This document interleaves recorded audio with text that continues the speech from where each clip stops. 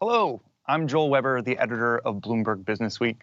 Welcome to the final day of the Bloomberg Businessweek. Over the course of the week, we've heard from leaders across business, finance, technology, and politics. Today, we're focusing on the fun, non-work stuff from our friends at Bloomberg Pursuits. We'll discuss the top trends in beauty with the CEO of Glossier. Deepak Chopra will share his pointers on how to manage stress. ABInBev CEO Carlos Brito will talk about how to let loose safely. And Nick Jones will teach us how to make a perfect Bloody Maria. And we've got so much more. Before we get started, we have a few housekeeping announcements. First, I would like to acknowledge our solution sponsor, Deloitte, our presenting sponsor, InterSystems, and our supporting sponsor, Indiana Economic Development Corporation. If you experience any issues with audio or video quality, try to refresh your browser or use the chat box in the bottom right corner of your screen for support. You'll be able to submit questions throughout today's event for us to answer. And to do so, just click open the white tab on the right-hand side of the video window and enter your question. And remember to hit us up on social using the hashtag @TheBusinessWeek and engage with other attendees in the event chat in the bottom right corner of your screen.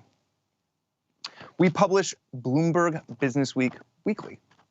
This is the first time we've ever done this event, and we wanted to connect it directly to the pages of the magazine, which became a convenient reason for us to relaunch our beloved how-to issue, all of which gave us the opportunity to let you have a peek of our process. Planning for the how-to issue began a few months ago. We had some ideas, some of which never came into being, and we solicited many more from our colleagues in Bloomberg's global newsroom. Drafts were filed, photo shoots were commissioned, videos were launched, spreadsheets were compiled, web builds were tested, and through it all, we sat through countless video meetings, which is a feeling I'm sure many of you can relate with. It's been a lot of fun. Here's a quick look behind the scenes of how it all came together.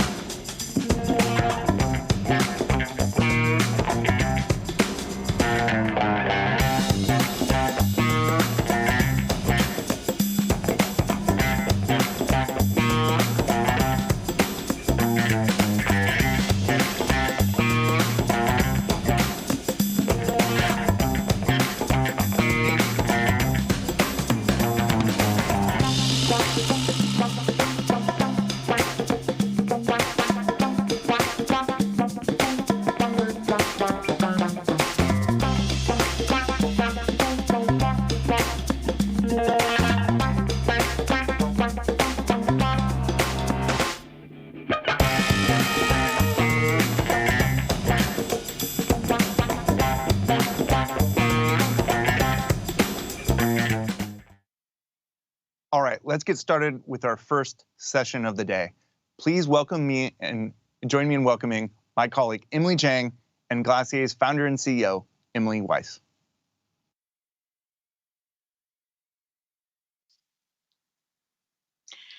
Thanks, Joel and Emily. It is so good to be here with you. Thanks for taking the time to join us today. Thanks for having me. And I have to say, I thank you especially for my Glossier boy brow, which has kept me rocking it on my Zoom calls throughout this pandemic. Key to my Zoom routine. Amazing! I'm so glad to hear it. I recently learned that half of women have changed their routines during quarantine, but it sounds like yours has remained consistent. Yes. As you know, I've been using Boy Brow for a long time. We'll get to that and the changing of the routines. I want you to take me back to day one of lockdown when all of our worlds were changed forever. And some of us thought, maybe I'm never going to need to leave the house again or wear makeup ever again. What was that moment like for you at the beginning of COVID as the CEO of a beauty company? I mean, I can remember the moment when, the writing was on the wall that the world was about to markedly change. And it was Thursday, March 12th, when our creative director took a photo of the line outside of our Glossier, New York Glossier, New York flagship store.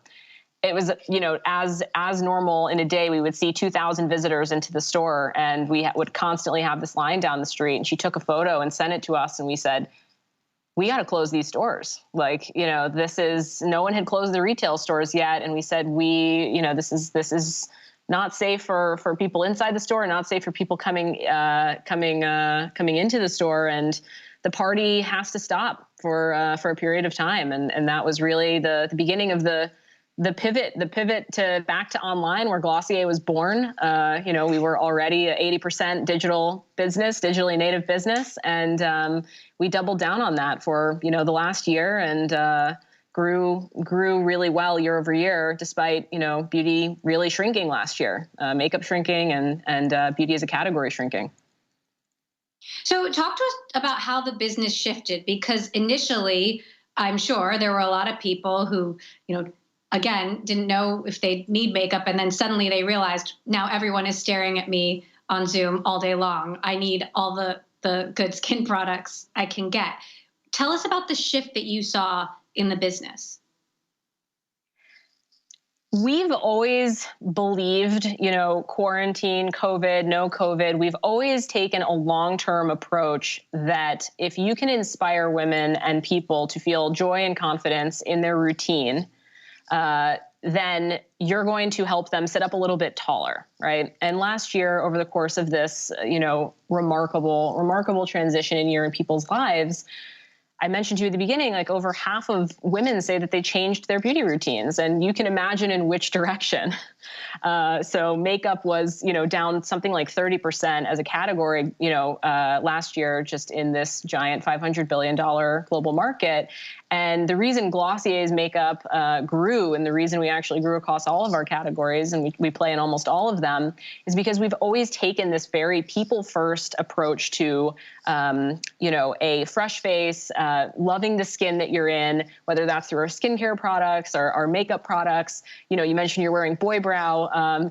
These are products that are intuitive and easy to use. These are products that meet you where you need to be met. We don't take these, this expert, precious approach to beauty. And that has been really, really appealing for, since 2014, since we started. And it was really never more appealing to people in a year like 2020. Are there any products in particular that dropped off or took off? Like, I imagine people needed a lot more eye cream and maybe less lipstick, at least initially. Skincare was huge. I mean, last year was really a year in beauty for skin. So many people are also learning about skincare right through social. If you think about the pivot last year to online, it wasn't just in beauty, a pivot to e-commerce. And actually McKinsey is saying now that, beauty was 20% online during the pandemic or prior to the pandemic, and has probably going to sit around 35% e-commerce coming out of the pandemic, just, here to stay. So massive acceleration online. And then if you think about where people are learning about how to make their decisions on what products to use, it's really evolved a lot too. Look at TikTok. I mean, last year was a year of TikTok as platform, as entertainment. Glossier wound up being and is right now the 7th most tagged brand on TikTok, not just in beauty, but actually of all brands. And so what's really exciting about that is we've always really believed in the power of the individual to help other people learn about their routines, right? Like we are past the era, not just Glossier, but consumers are past the era of beauty counter expert. A new generation of consumers is looking to who is going to influence me where I am on TikTok, on Instagram, and on so many other emerging platforms that people spent time on last year. Now, as you mentioned, there's a whole new beauty conversation happening on social media, happening on places like TikTok. I'm seeing a lot of videos of people showing their makeup routines, their skincare routines close up. How is that driving or influencing your strategy as a brand? So stemming from this real belief in personal routines, right? This real belief that every single consumer, and we have, 5 million plus customers now from all over the world. Every consumer deserves to be able to be informed, deserves to be able to share, and deserves to be able to curate their own medicine cabinet.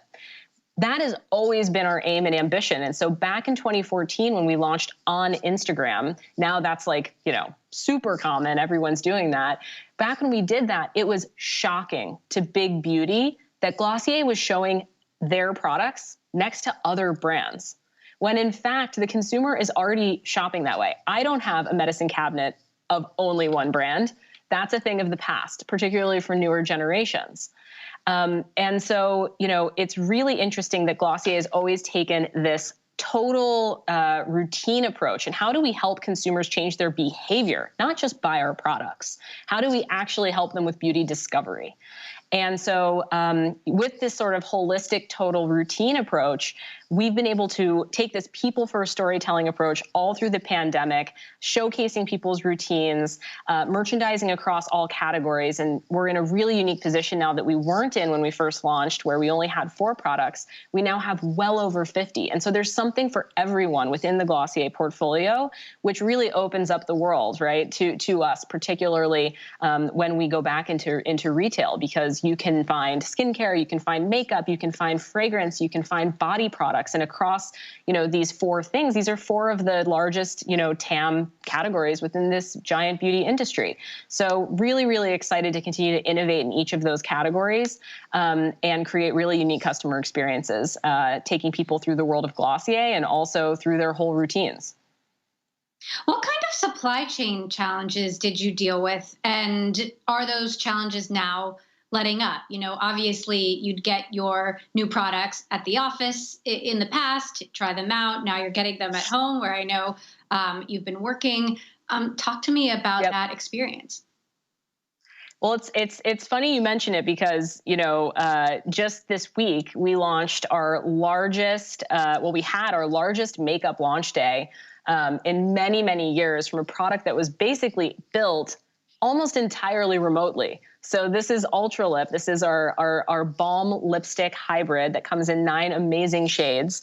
And I mean, I swear the FedEx man is driving up to 10 different people's houses, including mine, every day of this pandemic, almost dropping off, samples, dropping off colors, different products that we've been innovating on, because it doesn't stop, right? And it didn't stop for Glossier. So even while our, 240 person team was entirely remote, we still managed to create this incredible product that just had fantastic results and will continue to do so for years to come.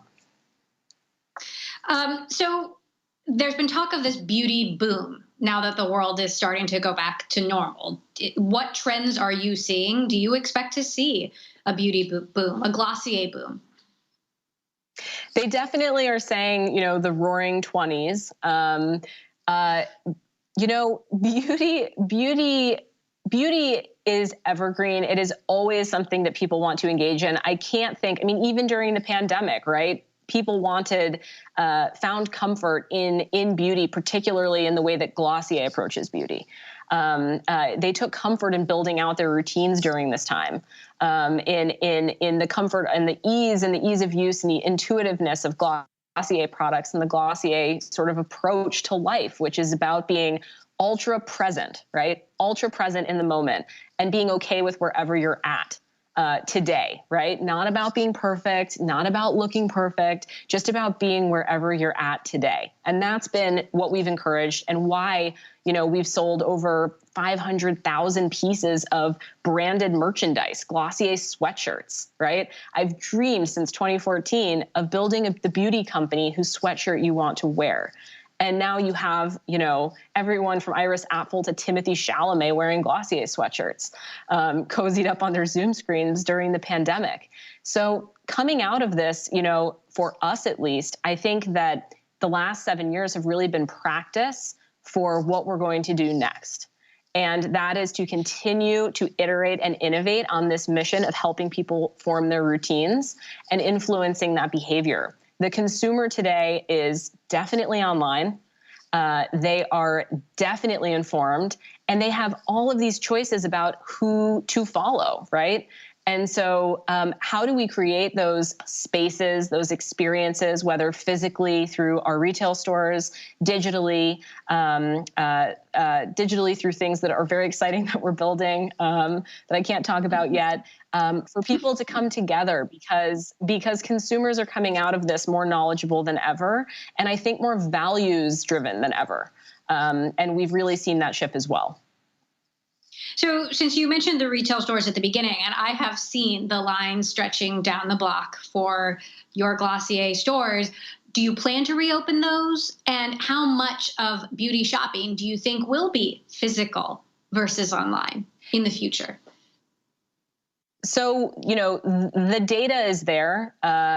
Consumers still say, particularly beauty consumers, that they want an omni-channel experience. So, while beauty has shifted online fast, right, and while giant beauty companies are watching that and quickly improving their e-commerce, the consumer does want an omni-channel experience. They do want to be able to do both, to try product. What's interesting for Glossier specifically is, if you've walked into a Glossier store in the past, it's basically the opposite of a Sephora store, right? We have taken a very Apple-like approach to helping people remove the barriers of confusion, overwhelm when it comes to beauty shopping that you might have, in other retailers, by offering a really curated selection of, modern day essential products, by coupling that with, incredible, how do you say, interactive design, experiential design, that creates a community event. And so, those 1,000-person lines that come into Glossier stores, most people are coming in groups. They're coming with friends. They're coming to experience the world of Glossier. And more than that, they're being welcomed into beauty in a whole new way. For a whole new generation, right? That is not intimidating. It is welcoming. It is community inspired. And we can't wait to, come back and offer that again very soon. Now, over the last year, you've donated hand cream to healthcare workers. You became the official beauty partner of the WNBA, I believe their first beauty partner ever. You launched a grant program for Black-owned beauty businesses. How does this all fit into the brand that you want to be, the brand where, you want to wear that company sweatshirt? We've always believed in inclusion as a core value of Glossier from day one. It was one of the first words that we wrote with our dry erase marker with 8 people on a whiteboard in the penthouse of 123 Lafayette Street. And the goal for us has remained that we want to do things basically the opposite of how beauty has done them, which is about expert held information, about intermediary channels, about really keeping the customer at arm's length and keeping the consumer of arm's length and keeping them reliant, right? Keeping them reliant on brands to tell them what to do. And that's just never been the Glossier approach. We are aspiring to make beauty a universal event. We are inspiring to welcome many more people into beauty and activate many more people into beauty.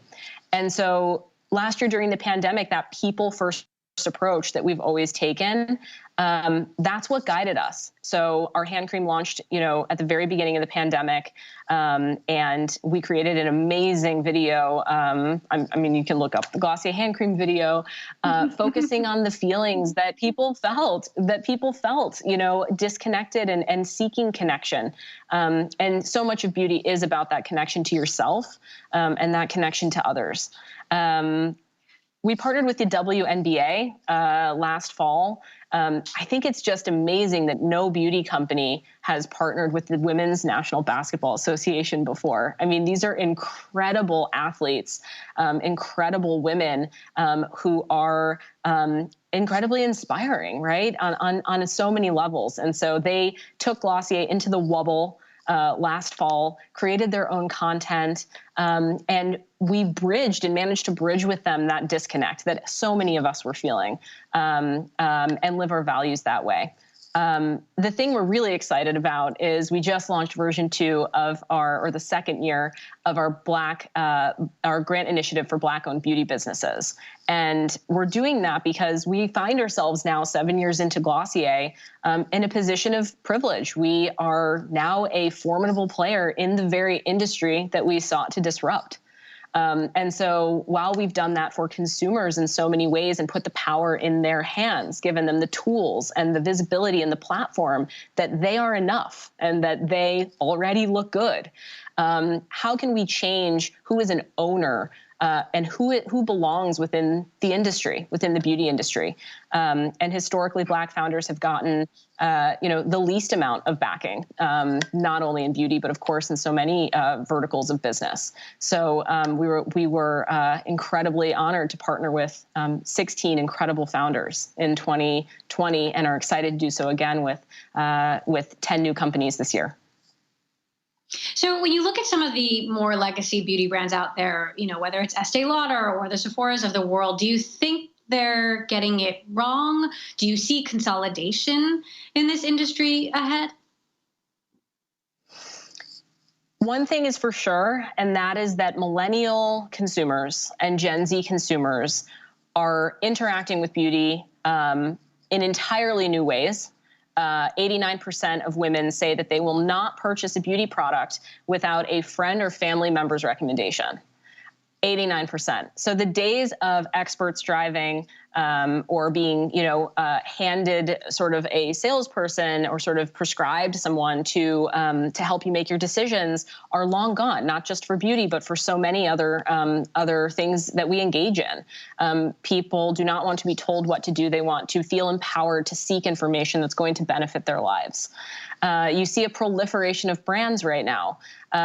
Glossier has always been focused on building a very enduring brand, a global brand, and a generation uniting beauty company. And so we're so excited that over the last year, we've managed to capture not only, continue to grow with our millennial audience, but also attract this new Gen Z audience. And we see that through our presence on platforms like TikTok. I was just told that I'm a geriatric millennial, so I don't even know if I count. I think I probably just revealed a little bit too much about my age there. But is the focus always going to be on a younger demographic, or do you want or have any plans to broaden it out to an older demographic who needs some good tips as well? So one of the most important things to us at Glossier has always been to build what is and what will continue to be a household brand. We look at brands like Apple. We look at brands like Nike. If you look at Nike, everyone in my house, right, is owning a piece of Nike. Nike has grown up with so many people. If you look at Glossier and you look at a Milky Jelly cleanser, that's being used not only by the 36-year-old woman who bought it. It's being used by her husband. It's being used by her young teen daughter, who also is purchasing the newest limited edition Glossier merch drop. Right. So everyone in the home, and we've seen this accelerate last year for Glossier, is adopting Glossier. And that idea that Glossier is cross-generational, that moms and daughters are coming to our stores, are shopping on our website, are sharing with their friends, that different people around the globe are having Glossier pop-up parties where they're shipping product, to their hotel room somewhere and then bringing their products home to people. I mean, this is incredibly exciting to us, to be building a global community in what is really just the early innings of what will be a, generation spanning, enduring company. Would Glossier ever expand beyond beauty? And I know beauty encompasses so many things, and obviously wellness falls into that category. But talk to us about how broad the range of products could get. I mean, the interesting thing, Emily, to this is we've built a lot of trust with consumers who believe in Glossier to create incredible product, whatever that product is. And so we have as much credibility in a, perfume as we do in a, serious skincare product. And that opens the world up in really interesting ways. So I can't say too much yet, but I would say beauty is definitely the focus for us, and how that manifests itself. I think really, the sky's the limit. All right. So coming out of a pandemic, going back to work, maybe going to a restaurant for the first time in forever or on a date, what are the products that we need to know? What should be in our Glossier toolkit? I would say the first one would be Cleanser Concentrate. It is our second hero face wash that we just launched to great success, I want to say about a month ago. It was years in the making. It is a lightly exfoliating cleanser, and it is the early reviews are in, and it is very close to a 5-star product. So we are thrilled about that. Our Ultra Lip product, I mean, masks now, according to CDC, as of whatever it was about a week ago, Ultra Lip came just at the right time. Really, really excited about that. And candidly, like in classic Glossier spirit, do whatever makes you feel good. What are the products you need? I mean, that's up to you. Get curious. What are you into? What's fallen away in the last year that you don't want to bring back? We've been talking at Glossier a lot as a team and as a company since the early days of the pandemic that there won't be a return to normal. There will only be a future normal. And so you get to build that. You get to build what that future looks like with all the lessons of the last year. And I think that is a really exciting rebirth for all of us. I think that is a great way to end it. That is advice I can take. Do what makes you feel good. Emily Weiss, CEO of Glossier, wonderful to have you joining us. Thanks so much for taking the time. Thanks, Emily. Great to see you.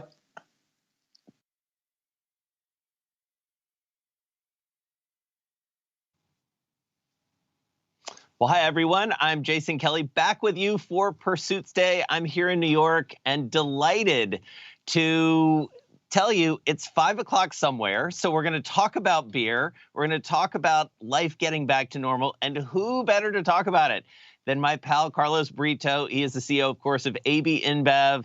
Brito, what a treat to see you. I wish we were having a beer right now, not at 10 o'clock in the morning, but we have done that before. It's always good to get your insights. First of all, how are you doing? Like, what's life like for you right now?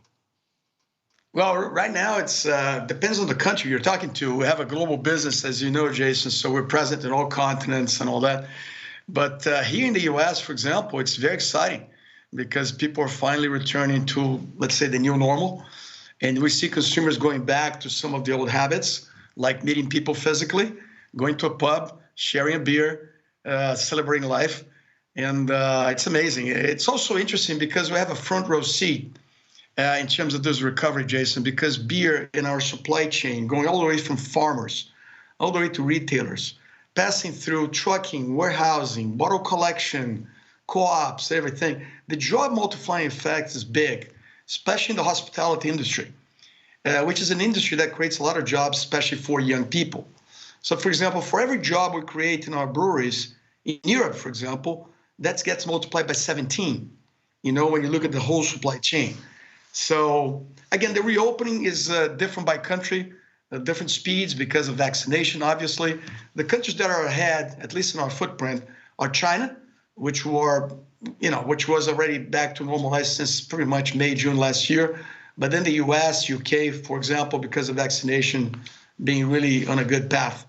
And consumers, again, are eager to go back. I mean, people talk about the new normal. It's still being defined. But I think some old habits like, meeting people, sharing a beer will be there. And we also helped our retailers. We service 6 million retailers around the world and going up every month because we continue to expand distribution. And we help them in many countries with what we call a reopening kit. Because in some countries, for them to reopen, even to serve people outdoors, they had to have masks, sanitizers, gloves, gowns, everything, face shields.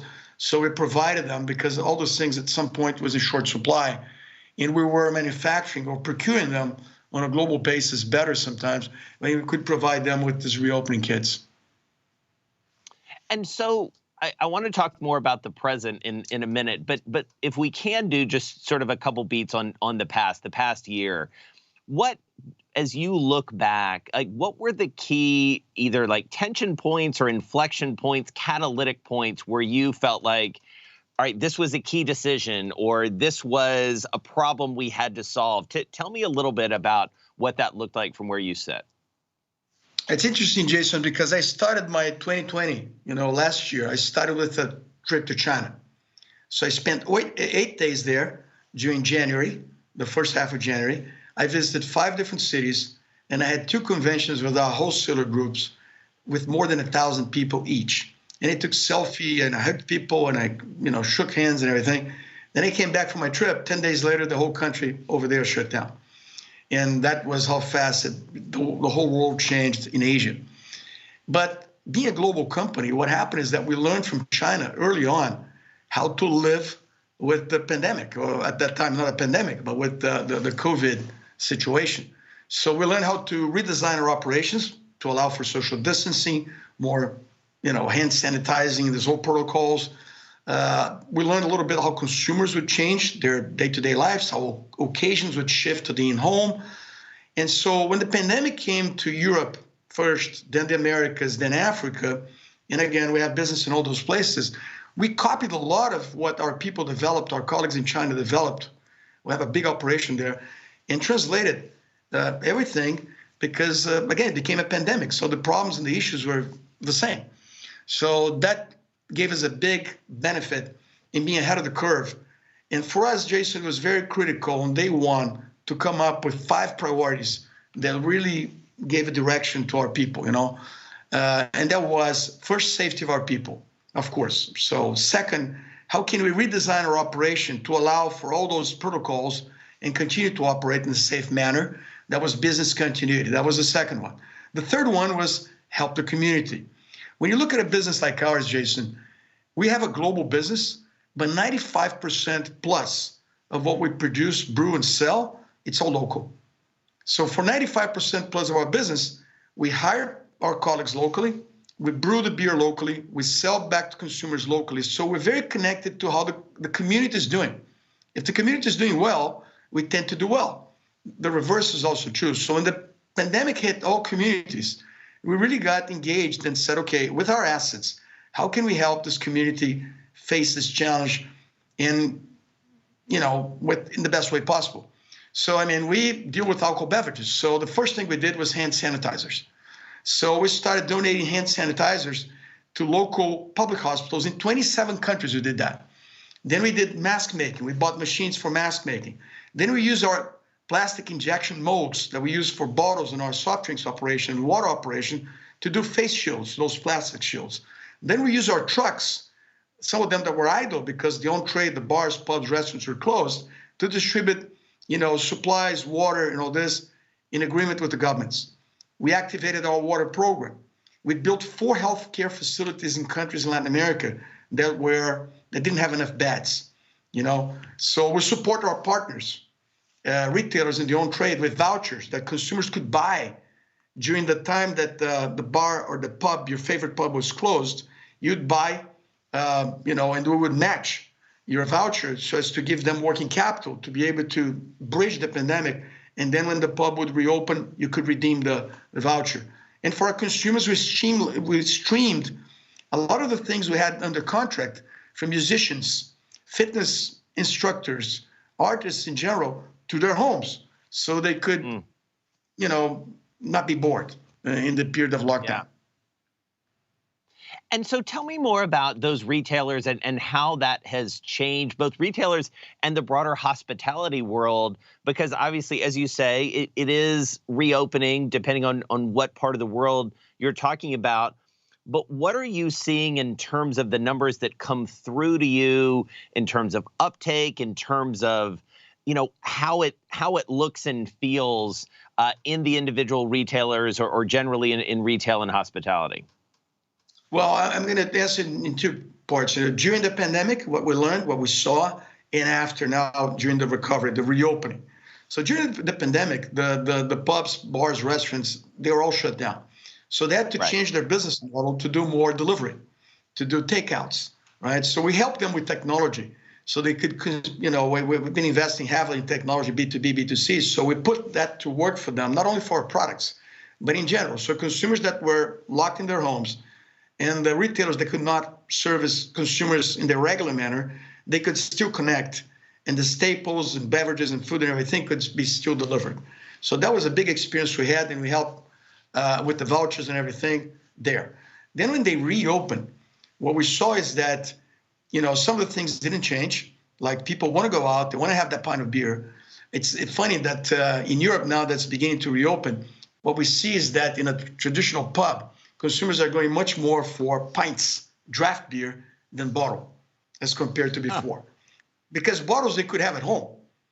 But the pub experience, the pint, the draft beer, they couldn't normally have at home. So they want that experience that they missed for a year. So it's interesting. And if you look at the numbers, Jason, the numbers are we're going back to pre-pandemic levels very quickly, or even ahead of the pre-pandemic level. Not all retailers are open yet. In the U.S., we see the same story. All states that are reopening, consumers are coming back. As the weather gets better, consumers are just dying to see their friends, celebrate life, be together. So that's something that's very, very strong. Yeah. And so tell me more about what, candidly, people are drinking. And because, one of the things that I know you and I have talked about over the past few years are some, pretty significant trends toward seltzers. You've invested heavily in that. You guys have, quite a, for lack of a better term, sort of skunk works embedded in ABInBev, testing new products and things like that. How did the pandemic change any of those plans, or how did it inform what you're developing? Yeah, that's interesting you asked that, because during the pandemic, what we saw, and that was, in newspapers and everything, everybody was writing about this, is that consumers went a lot back to trusted brands. So the big brands, the big national brands, the big global brands saw a lot of emphasis from consumers and attention, because consumers wanted to go in a grocery store quickly in and out, and they would buy big packs of things they know, as opposed to be on trial mode. So a lot of the smaller brands suffer during the pandemic. But one thing that was true during the pandemic is that the premiumization trend, consumers going more premium, at least some consumers, that continued. The premiumization trend, people trading up for more higher points or higher points type beer, that continued. And now that we see the recovery, the reopening, what we see again is that premiumization remains. People are going more for draft beer, and the big brands continue to be very relevant. Also, what you see is that some retailers that were reopening in some countries, because they went through waves of reopening, then shutting down again, reopening, then shutting down again, they're trying to bring their assortment of brands that they offer more to a narrow one, because they've been hurt already twice with large assortments, lot of inventory, and then having to hold on to that inventory until they could reopen again. So now, until they believe that this is for real, that there'll be no another wave or whatever, they're dealing with a narrower set of brands. Interesting. And so when you think about kind of meeting people where they are, you guys, obviously, anybody who's ever watched the Super Bowl knows you're advertising. Anybody who's been out in public, you're an aggressive marketer in many ways, and for good reason. You're a massive consumer brand. What have you learned about that, and how are you thinking about it as the world reopens in terms of engaging from a marketing and advertising perspective? Yeah, one of the priorities we set early on during the pandemic was not only the ones I mentioned already in terms of safety of our people, business continuity, support the communities, but also prepare for the recovery.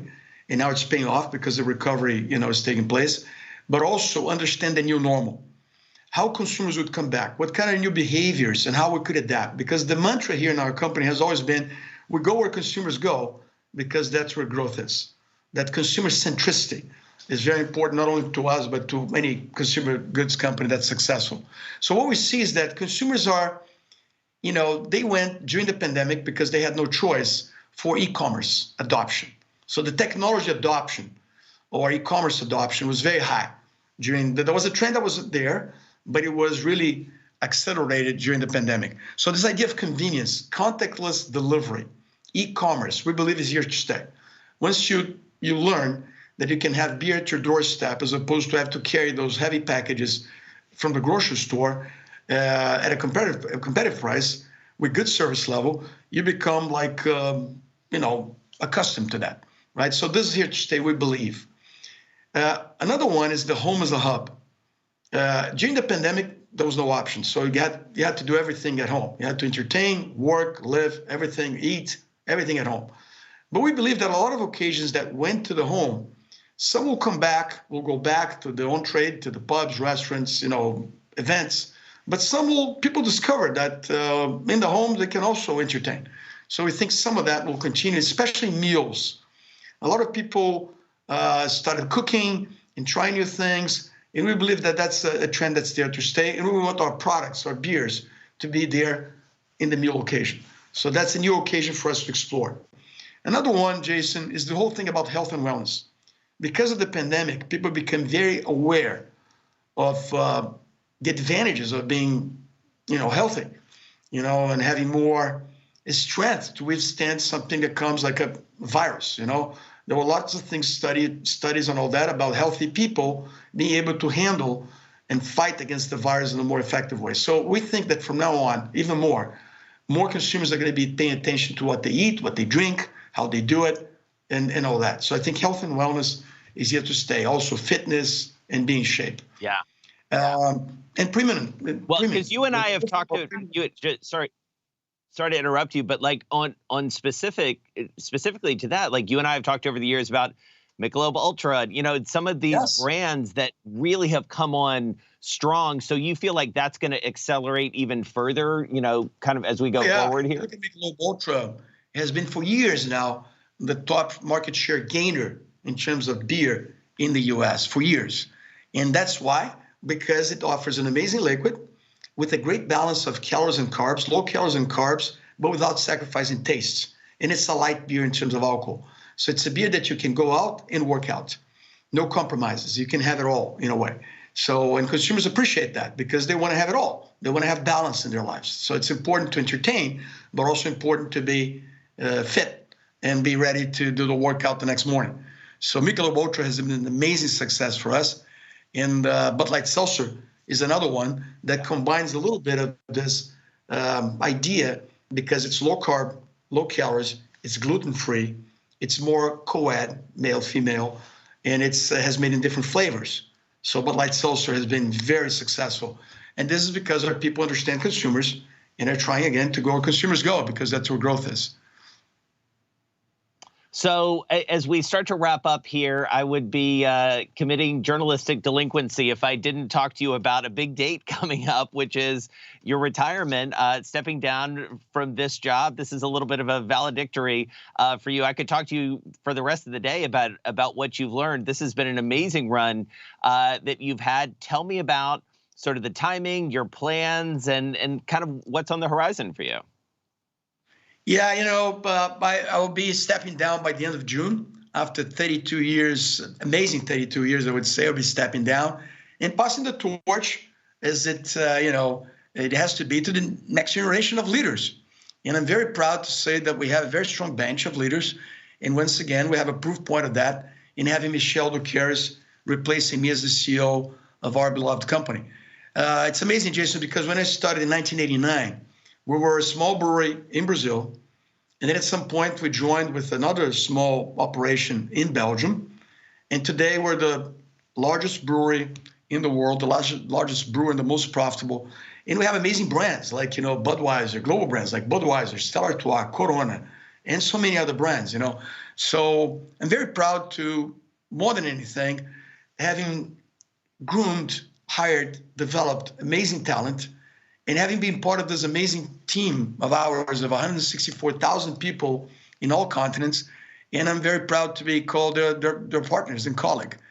And that's what I'm most proud of, is the team we have and the culture we developed, Jason. We developed a culture, as you know, we call the 10 Principles Dream People culture. And we developed a company all based on this idea that, life's too short for you to have small dreams. So let's have a big dream. For you to dream big and deliver, you need to have very talented people, that behave as owners. So that's our recipe.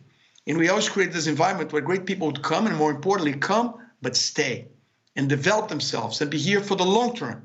And that's the true ownership. You make decisions today, thinking about today, 10 years, 20 years from now. And owners, therefore, make better decisions because they're not just thinking about 2 years or 3 years. So I'm very proud of this principled company that we built with a global presence, with more than 100 nationalities, more than 70 languages, being spoken in our company. A very diverse company from all meanings, nationalities, race, sexual orientation, gender. So very proud of all that. And I'll continue to stay connected to the company, not only as a shareholder, but also as a consumer. And my beloved Budweiser will continue to be my favorite brand. So yeah, again, very happy. I'm 32 years. I was going to say, I'm just, I'm wondering like what you're going to wear going forward, because every time I've seen you, as you and I have gotten to know each other, you've been wearing your Budweiser shirt. You must have a closet full of them. Like you're going to have to t-shirt shopping. I don't know what you're going to do. I have 20 of those of this shirt. So for one thing, I'm colorblind. So blue is a color that's good because I don't need to worry about what goes with blue. So I always wear the same thing. And Budweiser, our flagship brand. I've always wore our brands in my shirts. So that's a good question. But, in terms of what to do next and what to wear next, what I'll do is after June 30th, I'll, take a breather, exhale, look around, many ideas that I wrote down, and then decide what to do. It's going to be exciting to have this 2.0 phase of my life. I'm looking forward to it. Yeah, Brito 2.0. I think everybody's excited to see what that looks like. And your story is an amazing one. I think about, those early days and going to Stanford and, going back and working for George and all of the things that you've developed. So lots more. Looking forward to having a further conversation about that before too long. But now we're going to wrap it up and let you get on with, these sort of last days, but also the reopening, and looking forward to toasting with you before too long. Carlos Brito, the CEO of ABInBev, joining me here on Pursuits Day. Thanks so much. Thank you, Jason.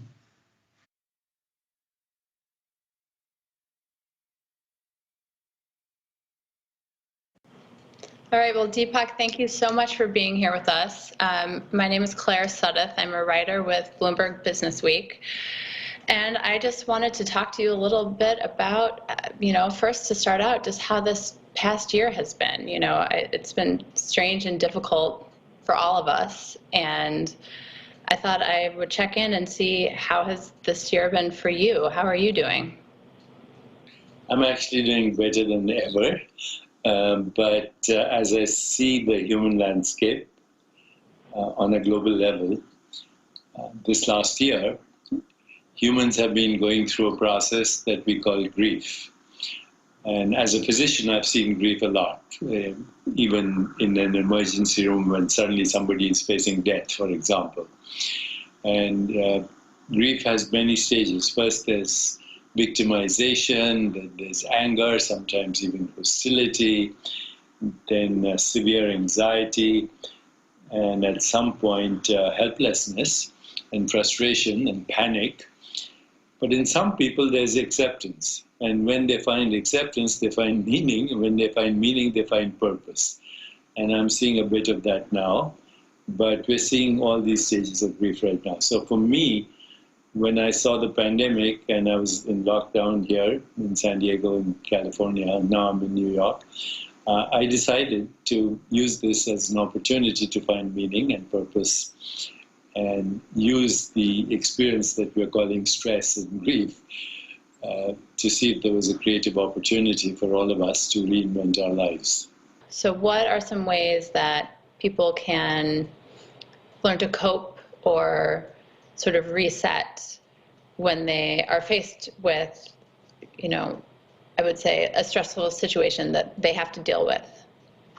Okay, so, stress is defined as the perception of threat, whether it's physical threat, emotional threat, or just the anticipation of something going wrong in the future.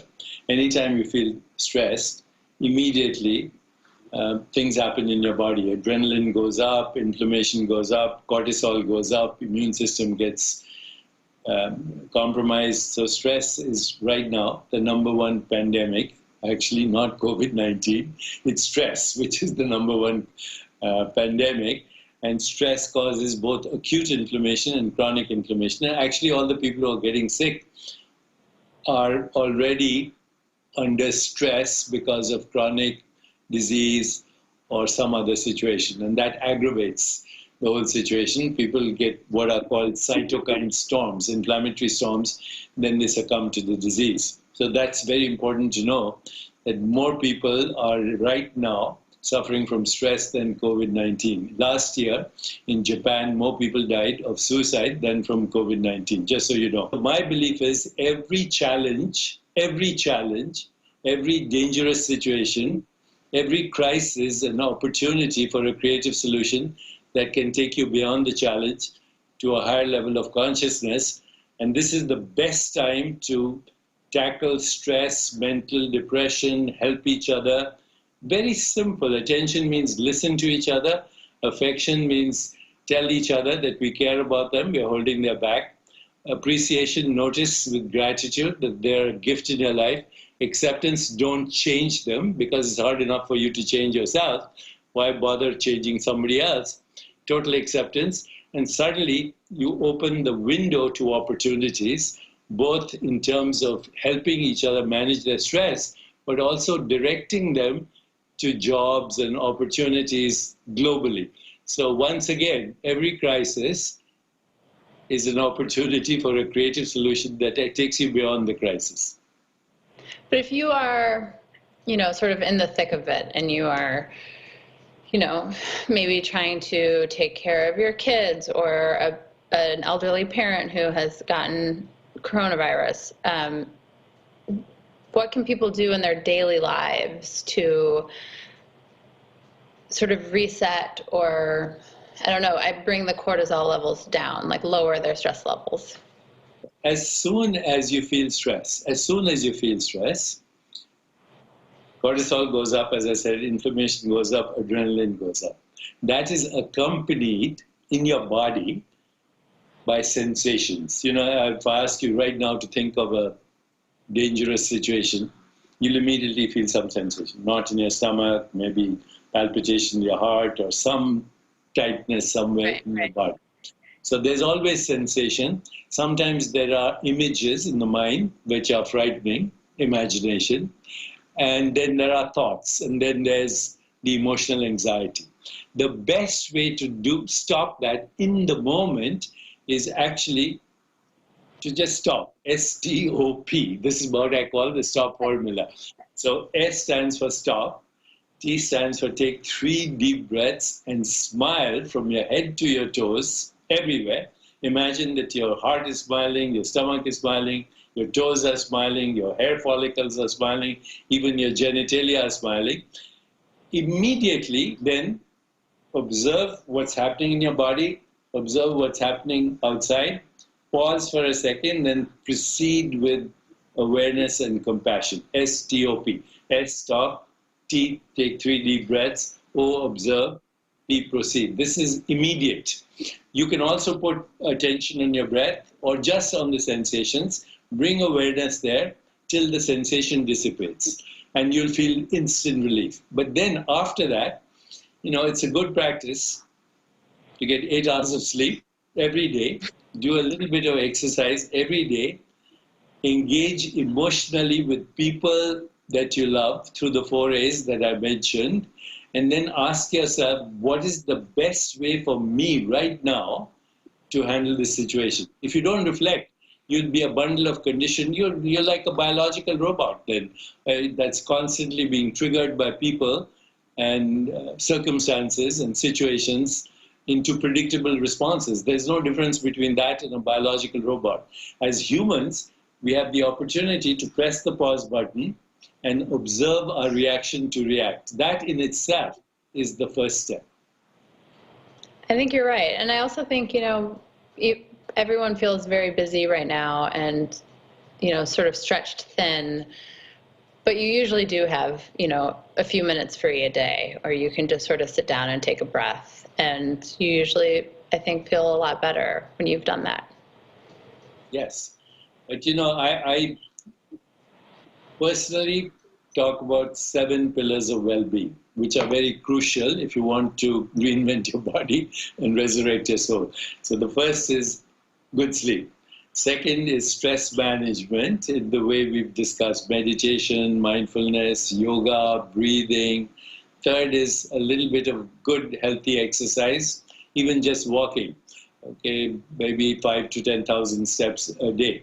Fourth is nutrition, so your food has improves your mood. We are establishing something called the International Academy of Nutritional Science and Nutritional Psychiatry.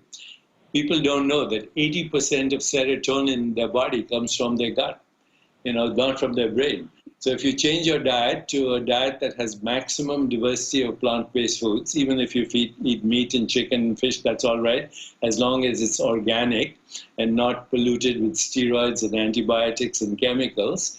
Change your diet to an organic diet, maximize plant-based foods, and slow down. Your mood will improve instantly because you will change the microbial genetic information in your body, which interacts with human genes. So you have only 1% of the genes in your body are human. The rest are microbial. And the first thing that they react to is food, when you put food in your mouth.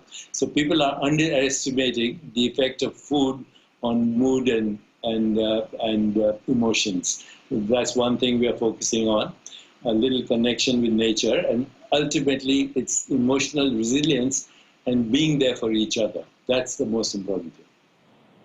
Well, great. Well, you actually just talked about something that was going to be my next question, was this idea that there are these, different pillars of well-being.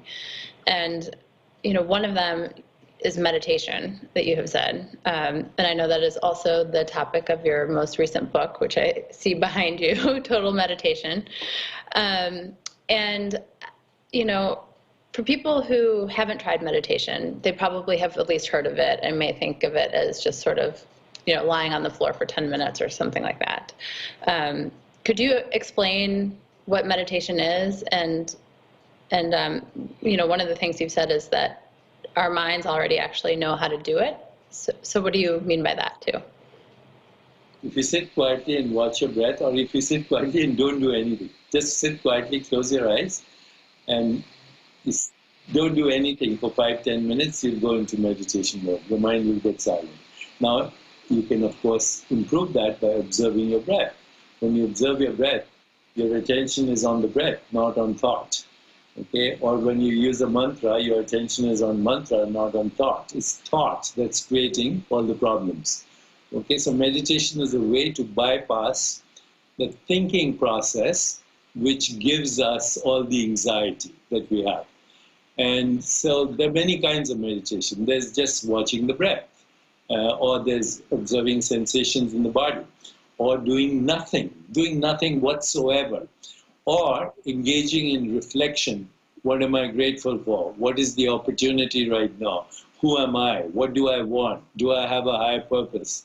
When you ask these questions, you get a response in the form of sensations, images, feelings, thoughts. So there's mantra meditation, there's transcendence, there's breath awareness, there's reflective self-inquiry, There's awareness of the body. There's awareness of what's happening inside the body. There's awareness of mental space, awareness of relationship. Meditation, total meditation, is hundreds of techniques. You don't have to do all of them. You can just stop and observe your breath for 5 minutes, and you started your journey. You know, it's funny because sometimes when I do that, you know, you're breathing all the time. So, but you're thinking about something else, and you're talking or you're eating, or, you know, but when you stop and pause and you realize that you've been doing this very simple task this whole time, and yet you hadn't paid, you know, a lick of attention to it, it really, I don't know, it's sort of like grounding or recentering in a way. Yeah, breath is the most interesting thing, because breath is the interface between the mind and the body. When you're anxious, your breath increases, it gets shallow, your heart rate speeds up. But when you observe the breath, it starts to slow down, it gets deeper, and heart rate stops or decreases, heart rate variability increases, and even skin resistance changes, all just by simply observing the breath. And actually observing any sensation in the body, any sensation, any image in the mind. You just pick one thing and put your attention on it, because multitasking doesn't actually happen. We think you can multitask, but it's impossible to multitask. If I'm speaking to you and checking my phone at the same time, I'm doing neither. You know, I'm neither checking a message nor am I listening to you, right? So multitasking is the one thing that gets worse with practice, number one. Number two, it creates addiction. Multitasking is an addiction worse than cocaine. And everybody's addicted now to social media and multitasking. And they think it's normal. It's ruining their brain networks, causing inflammation, and basically aggravating the addictive behavior that is already there.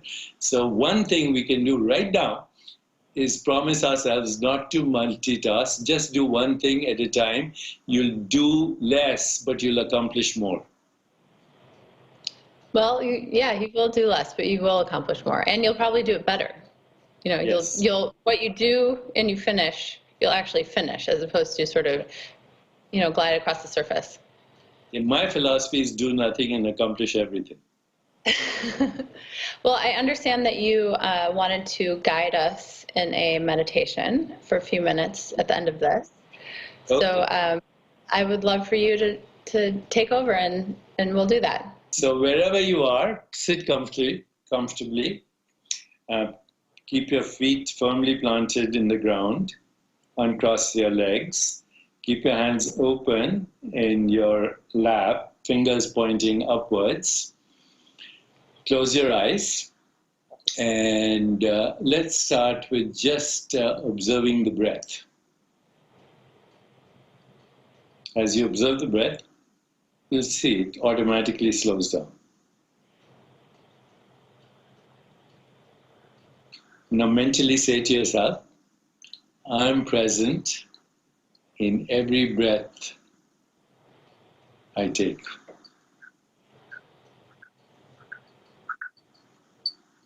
Just once or twice, and then observe the breath. That's all.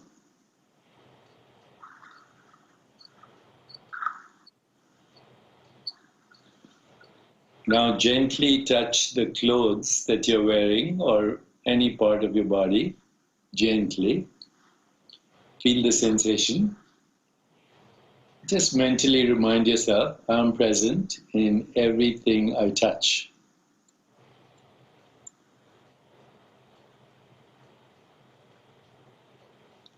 Half open your eyes, unfocused eyes. Just be aware of colors and shapes and forms. You can move your head a little bit and mentally remind yourself, I am present in everything I see.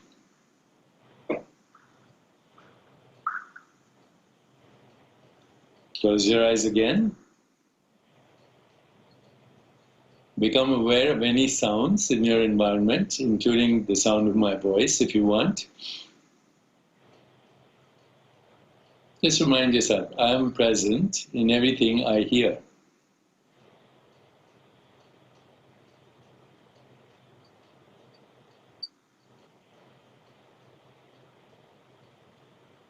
let's go a little deeper. Evoke some images in your mind. So evoke the image, let's say, of a beautiful sunset, or snow-clad mountains, or a rainbow. I'm present in everything I imagine.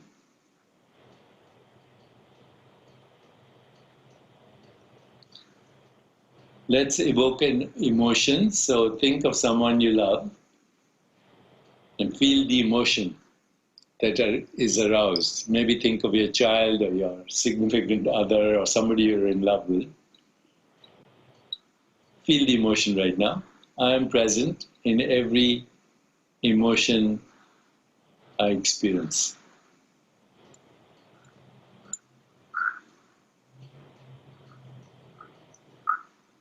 Now let go of it all and just ask yourself, I wonder what my next thought is going to be, and wait for it.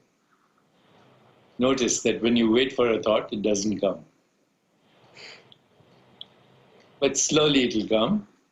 And now as it comes, say, I'm present in every thought I witness.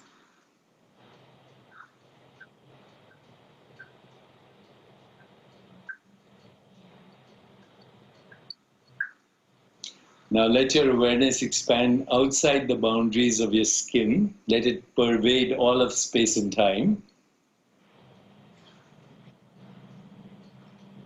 Mentally remind yourself, I'm present in every experience that I have across the fabric of space and time.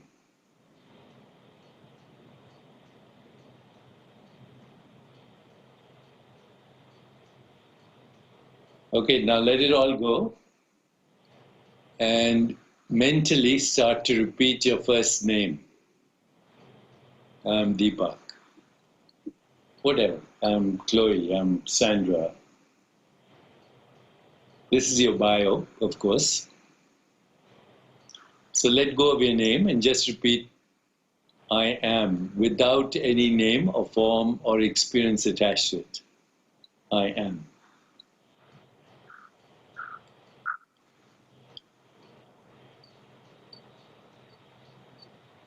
Now replace that with the mantra, the sound of I am, which is aham.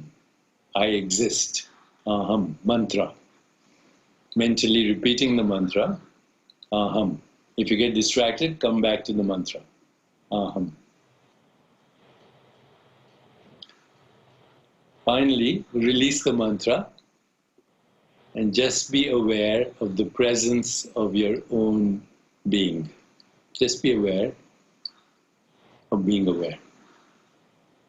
This is presence. This is who we are. Presence. Slowly rest in your body. Feel the energy. And open your eyes. So what we need to do, once you've done this, every once in a while, stop and say, am I present? That's all. Am I present? And you'll come, just asking that question will bring you into presence, which is by itself healing. That's meditation. I think that's a great reminder of something we can do every day. Thank you. Thanks.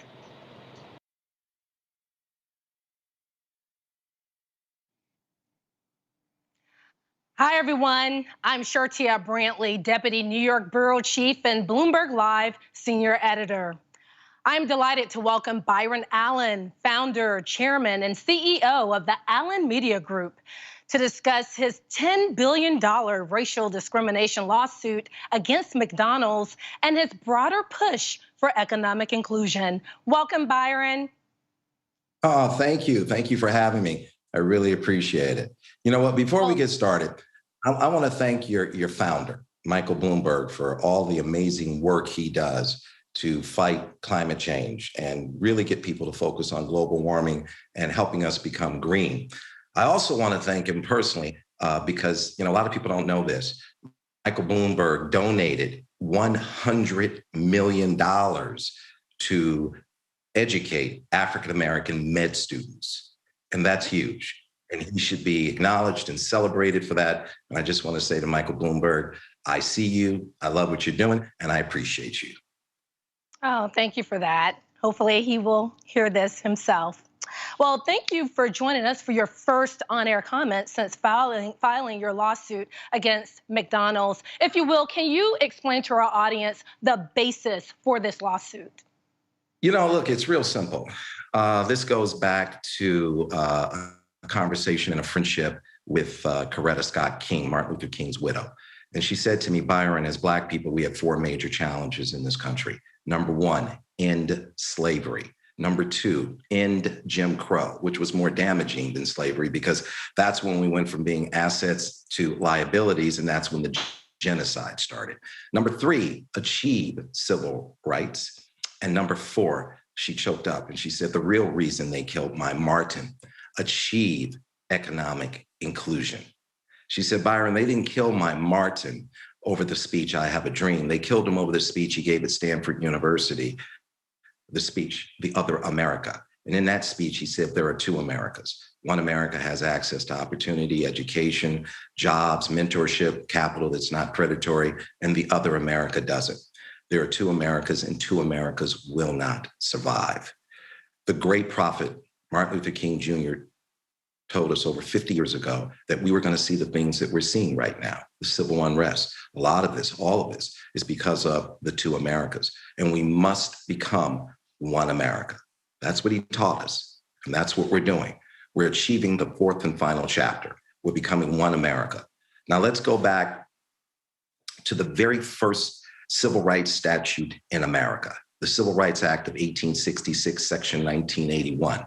In that statute, that is the very first civil rights statute. They said we need to provide economic inclusion for the newly freed slaves, both in commercial and government contracting, because they knew we would be excluded. And here we are now, almost 160 years later, and there's no real economic inclusion for Black America. The greatest trade deficit in America is the trade deficit between white corporate America and Black America. And we have to close that trade deficit so we can achieve one America. And the thing we need to focus on are the 4 E's. And I'm a big believer in that. We need to focus on making sure we have a great education for every American, that we have equal justice for every American, that we have economic inclusion for every American, and a safe environment for everyone. And if we achieve those 4 E's and we pursue a real, true one America, we can achieve a slice of heaven right here on earth.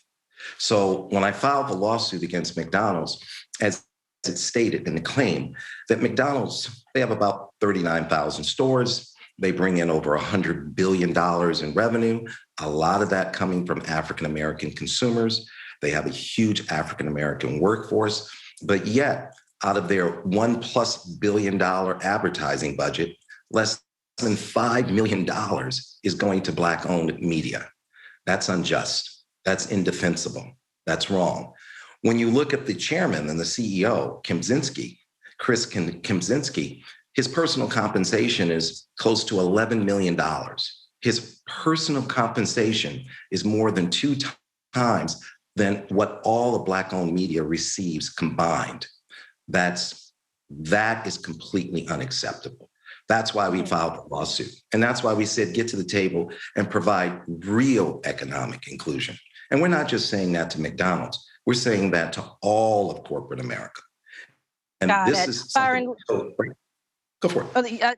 I just want to jump in here. So yesterday, McDonald's came out with a 4-year plan, a 3-prong approach, if you will, announcing plans to increase their spend with Black-owned media properties from 2 to 5%, in addition to creating multi-year partnerships with diverse-owned media properties and forming an advisory committee of subject matter experts in marketing and advertising to try to bring down some of these systemic barriers. A, is this enough? B, why did you continue with filing the lawsuit? Well, no, it's not enough. And I can assure you they were very aware of the fact that we were formulating this lawsuit because my attorneys were in touch with their attorney one of the most high-profile litigators in America, the former Attorney General of the United States of America, Loretta Lynch. I've personally been on Zoom calls with Loretta, and we have personally communicated that we are unhappy with them and we are going to take action. And I've said this to all of corporate America. I've sat here at this desk, in this chair for the last 15 months, 12 hours a day on Zoom calls, communicating with all of the holding companies of the ad agencies, all of the ad agencies and their clients. And I made it very clear that, in the words of Muhammad Ali, if you even dream about not doing business with Black-owned media, you better wake up and apologize, because that is economic exclusion. That is economic genocide. You are in violation of the Civil Rights Act of 1866, Section 1981. And I'm going to file lawsuits. And if we have to sue every corporation in America to close the trade gap between white corporate America and Black America, I'm happy to do it.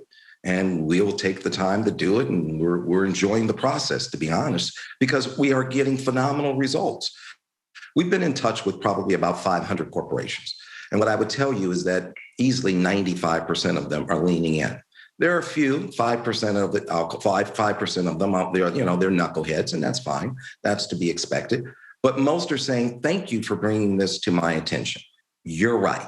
We have not provided any economic inclusion for African Americans, and we are going to get to the table. Some of them have said, will you help us do it? Like Verizon, they're leaning in. They made a commitment. General Motors, they've committed 8%.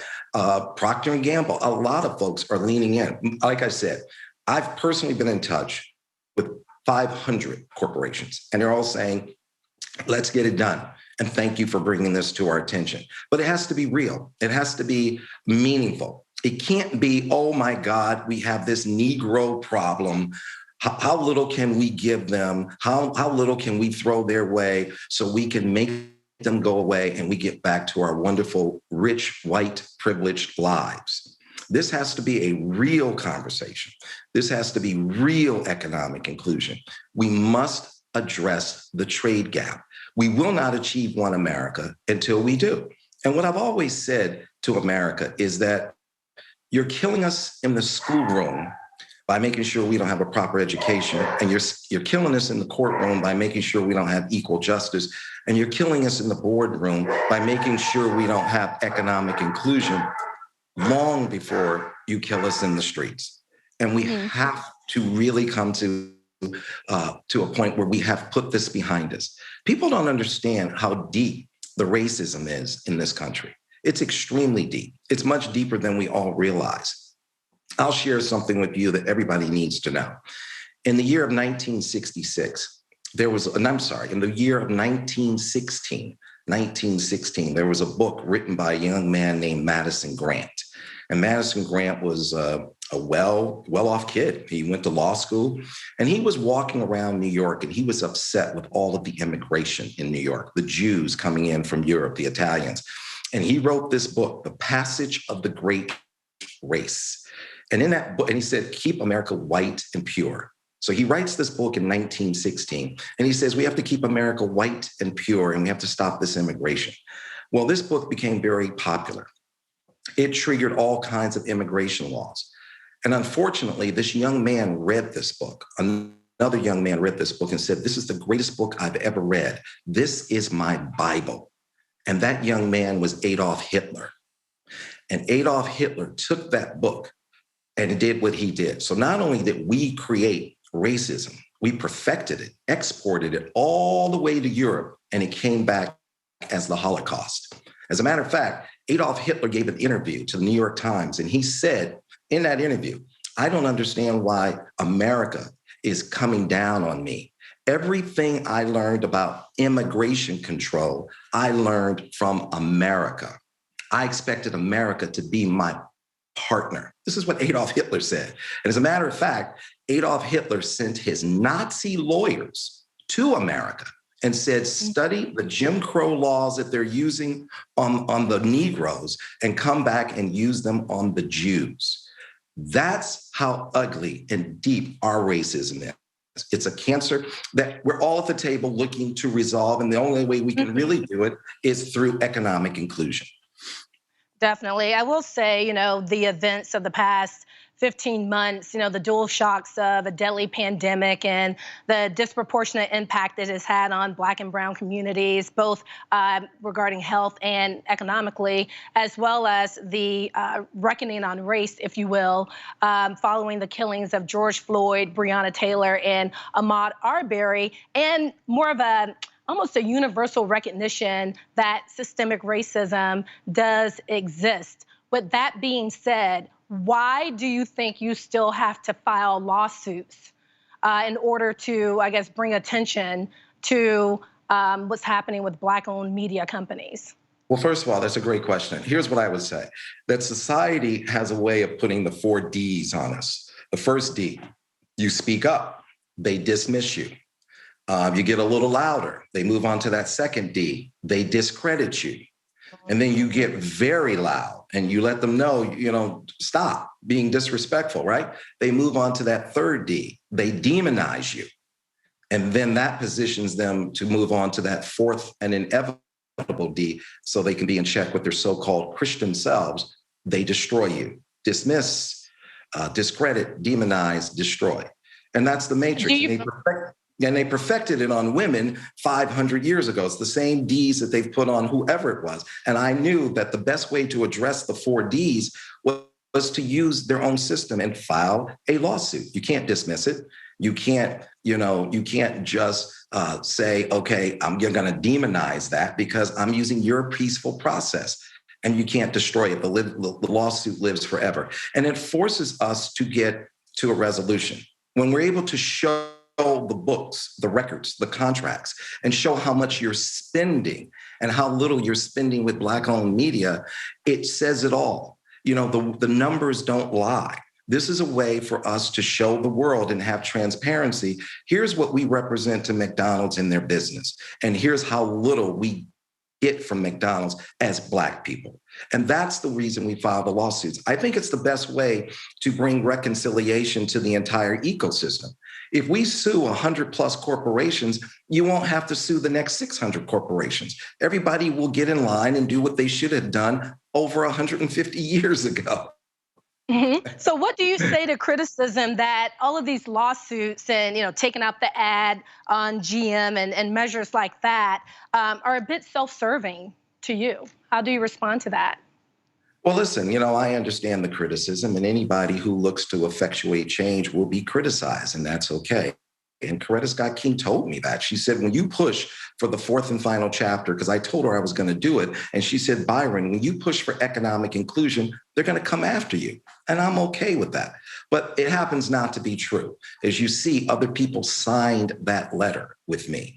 And so right there, that just says it's not true. What I'm doing is I'm looking to make America better. I'm looking to make America great forever. We are great, and we're always going to be great, but we have to put in a foundation where we're great forever. So what I'm asking for is economic inclusion for all African Americans, not just me.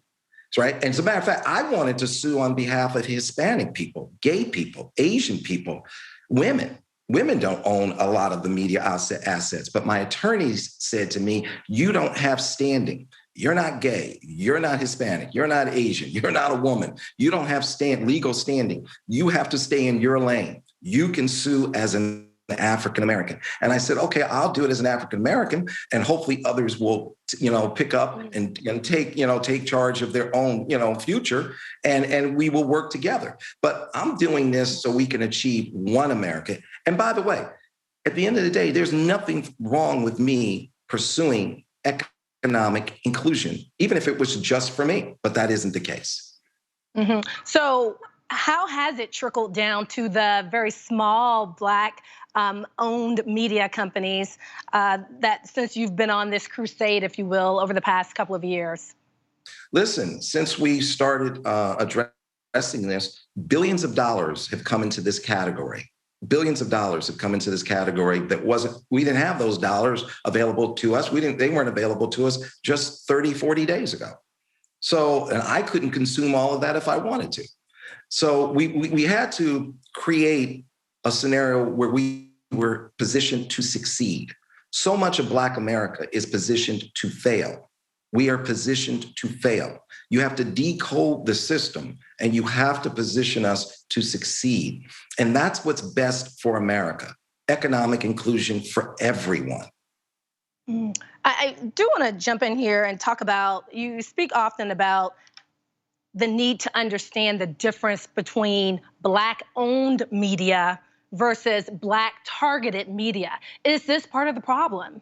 That there's this two-level system, if you will, that you've indicated when it comes to, Black spend, ad spend, and general market spend? Oh yeah, there's a big difference. I had a white guy ask me, he goes, Byron, what's the difference between Black-owned and Black-targeted? And I said, I'm very happy you asked me that. I said, I just had my daughter, my beautiful baby girl, and you just had your daughter, your beautiful baby girl. We had shared that when we first started chatting. I said, let me ask you as a white man, are you comfortable with me having total control over your precious white daughter's image and how she grows up and sees herself and how the world sees her? Can I control her self-esteem? Can I control everything about how she feels about herself? Are you comfortable with me as a Black man having that control over your precious white daughter? And he said, no. And then I said, then why would you expect me to be comfortable with you having that kind of power over my beautiful Black daughter? And now that my baby is here, I'm not asking for a seat at the table. I'm taking one. I've given you the opportunity to produce me. And when you produce me, you do talk shows where I'm dancing, saying, oh my God, thank God the DNA test came back and I'm not the baby daddy. That's not me. I'm trying to hang out with my kids so much they're trying to get a restraining order. That wasn't my daddy. That wasn't my granddaddy. And when I put on television shows, I'm putting on very strong, beautiful, positive African-American and Latino images. I have 5 judges on the air. Judge Ross, Judge Maybelline, African-American man, Judge Ross, 3 African-American women, Judge Maybelline, Judge Hatchett, Judge Karen, and 1 Latina, Judge Christina Perez, who has won 5 Emmys. I've put on 5 hours of intellectual capital, people who are unbelievable pillars of the community, 5 hours a day. That's what I want young Black and Latino kids to see. I want them to see excellence, not people dancing, thank God I'm not the baby daddy. That's what happens when I let you control my image versus us controlling our image. Black-owned media matters. And by the way, you don't have a real democracy unless we all have a seat at the table. And you don't have a seat at the table unless you control media, because media is how we communicate. And what you read and what you see and what you hear influences your decisions and your behavior. And so we have to all have a seat at the table to have a true democracy. And now that my babies are here, I'm not asking, I'm taking it. So some may say he's being aggressive. I'm not being aggressive. This is years, this is over 400 years of you deciding Black people deserve nothing. And then after we were freed, it basically was just get rid of them. And we're decoding all of the Jim Crow laws and we're dealing with Jim Crow 2.0. And by the way, here's the thing that I find most interesting. Not one corporation has tried to defend their record. They've all said, you're right, my bad, let's get to the table, let's increase it. Not one said, oh, Byron, what are you talking about? I was spending 10% with Black-owned media 10 years ago, 15 years ago, 20 years ago.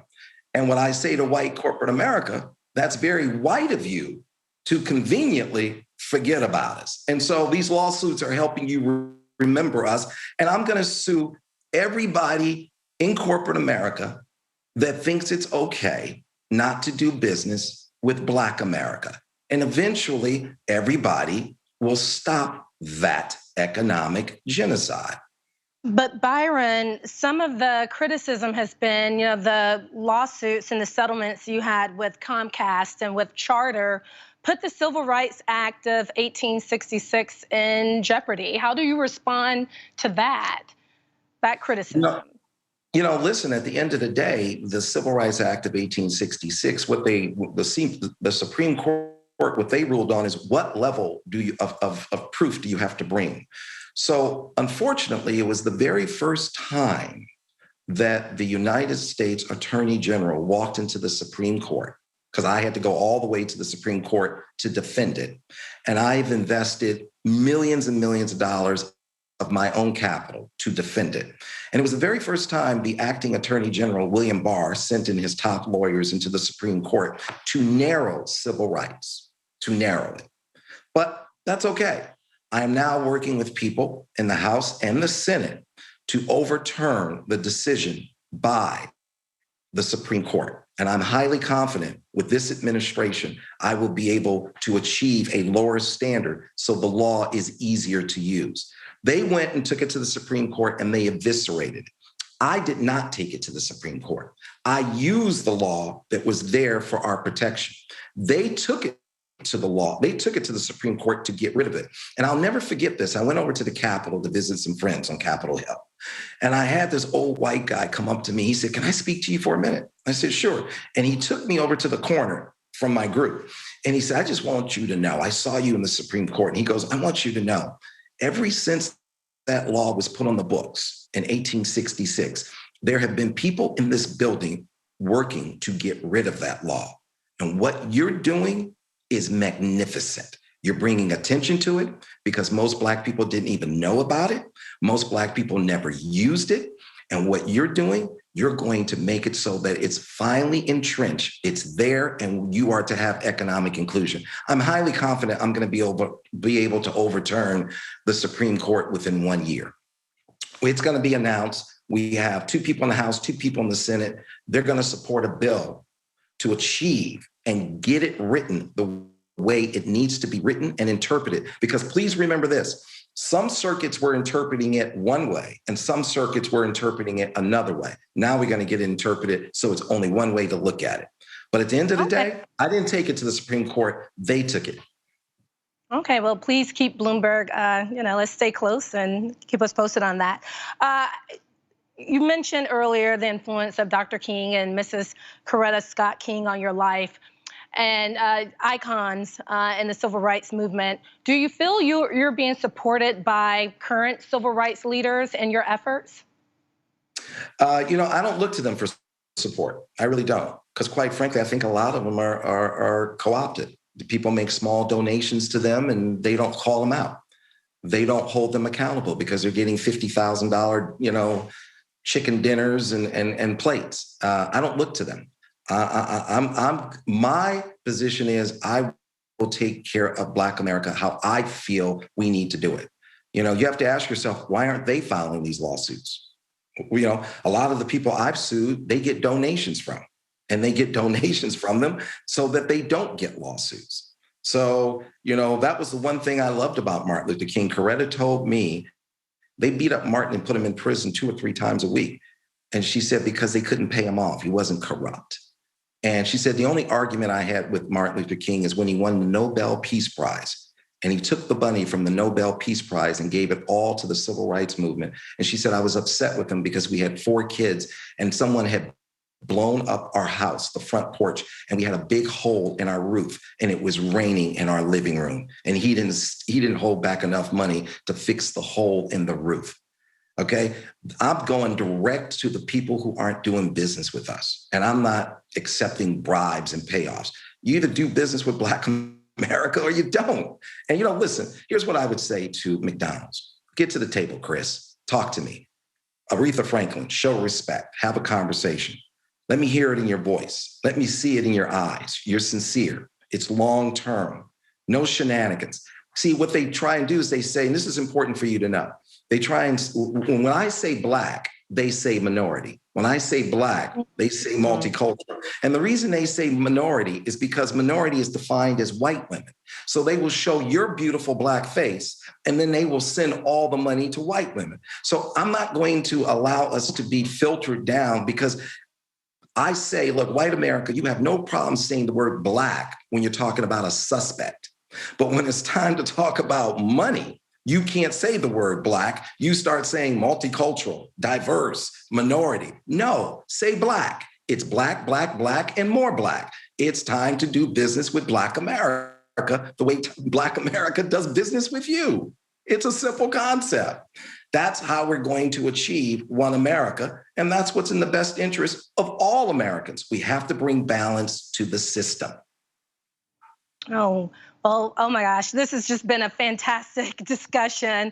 I could talk to you all day, but unfortunately, we're out of time and must leave it there. Byron Allen, founder, chairman, and CEO of the Allen Media Group, thank you so much for joining us today. Thank you for having me.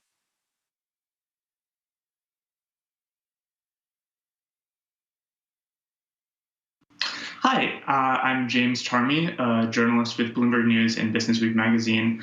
We're here to talk about how to make a luxury condominium building that actually sells. And I have here with me Donna Olshan, the president of Olshan Realty and the author of the Olshan Luxury Report, which is read by pretty much everyone in the industry and many people outside of it as well. I'm here with Mickey Naphtali, who is the founder of the Naphtali Group, which has a $12 billion portfolio. At least that's my understanding. And finally, there's Peter Pennoyer,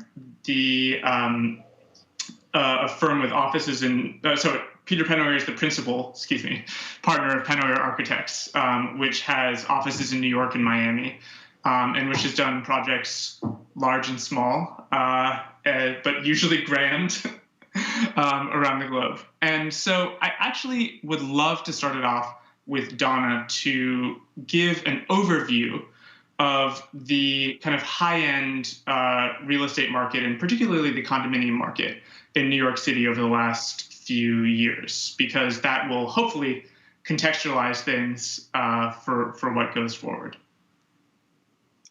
So from 2013 to 2015, I would call that the golden years of new development. And in those years, we had about 1,350 contracts signed at $4 million and above. $4 million and above is what we call luxury. And then 16, 17, and 18, there were about 1,150 on average in that number of contracts signed for the year. And then 2019, we were at around 935, which was low. And we were starting to come out of it in January of 2020, but then we hit an absolute wall with the pandemic. So the market fell down to the low 600 range, and we were in very bad shape because of the pandemic, once in 100 years. So 2020 ended up to be a garbage year. It was really tough. And now what happened in November of 2020 was the news of the vaccine a couple of days or a week after the election. And that triggered a market revival of a lot of pent-up demand that was there.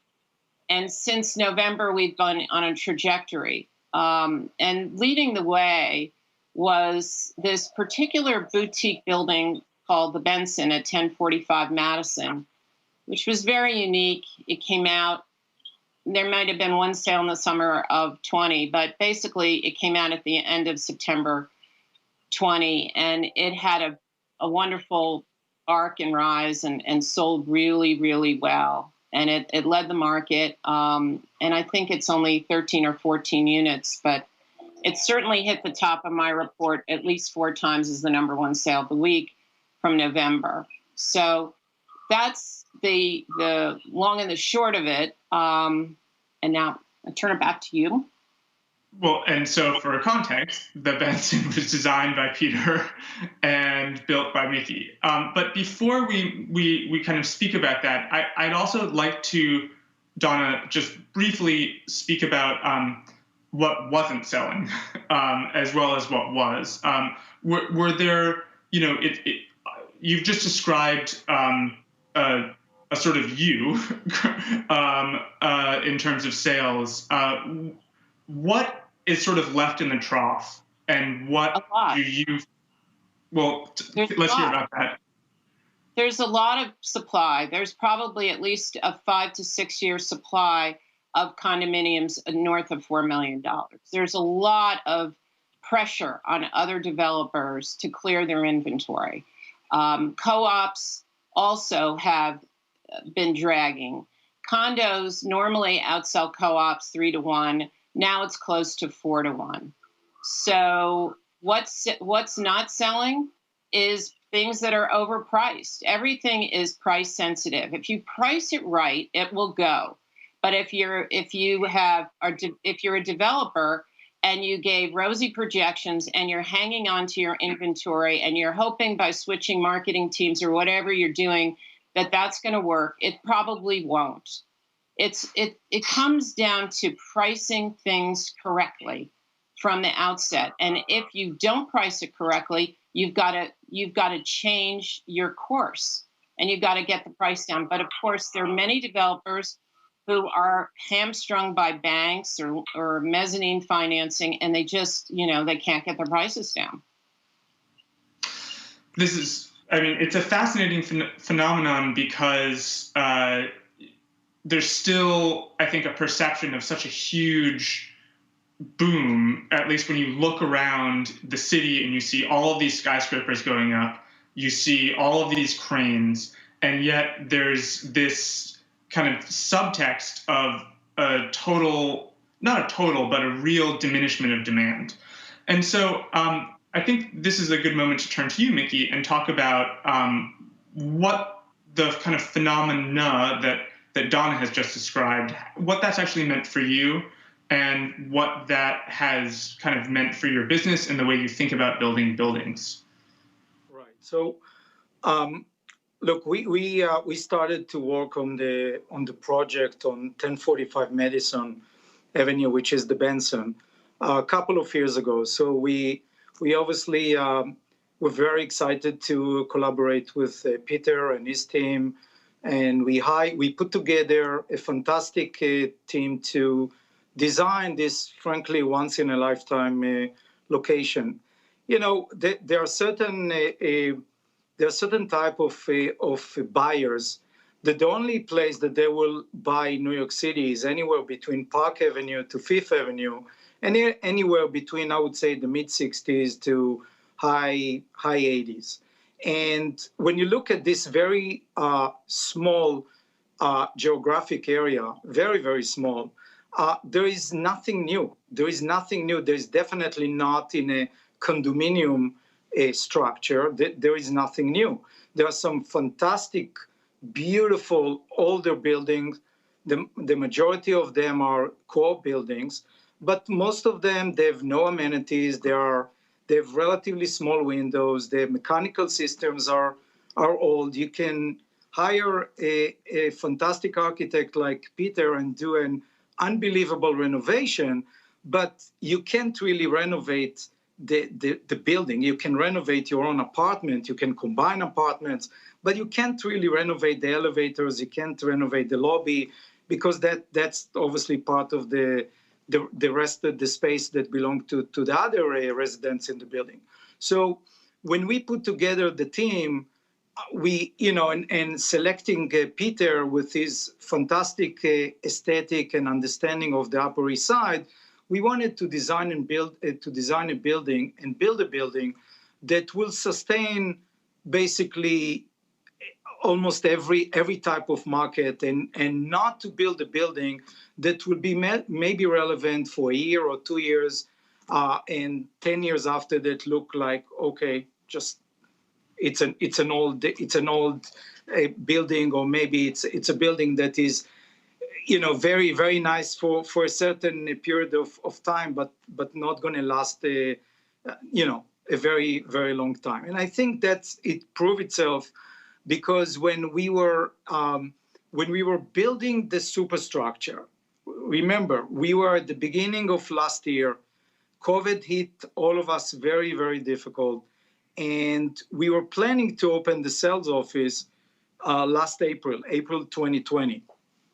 And at the beginning of March of last year, I said, let's hold on, let's hold off, let's make sure that we didn't know where the market is heading.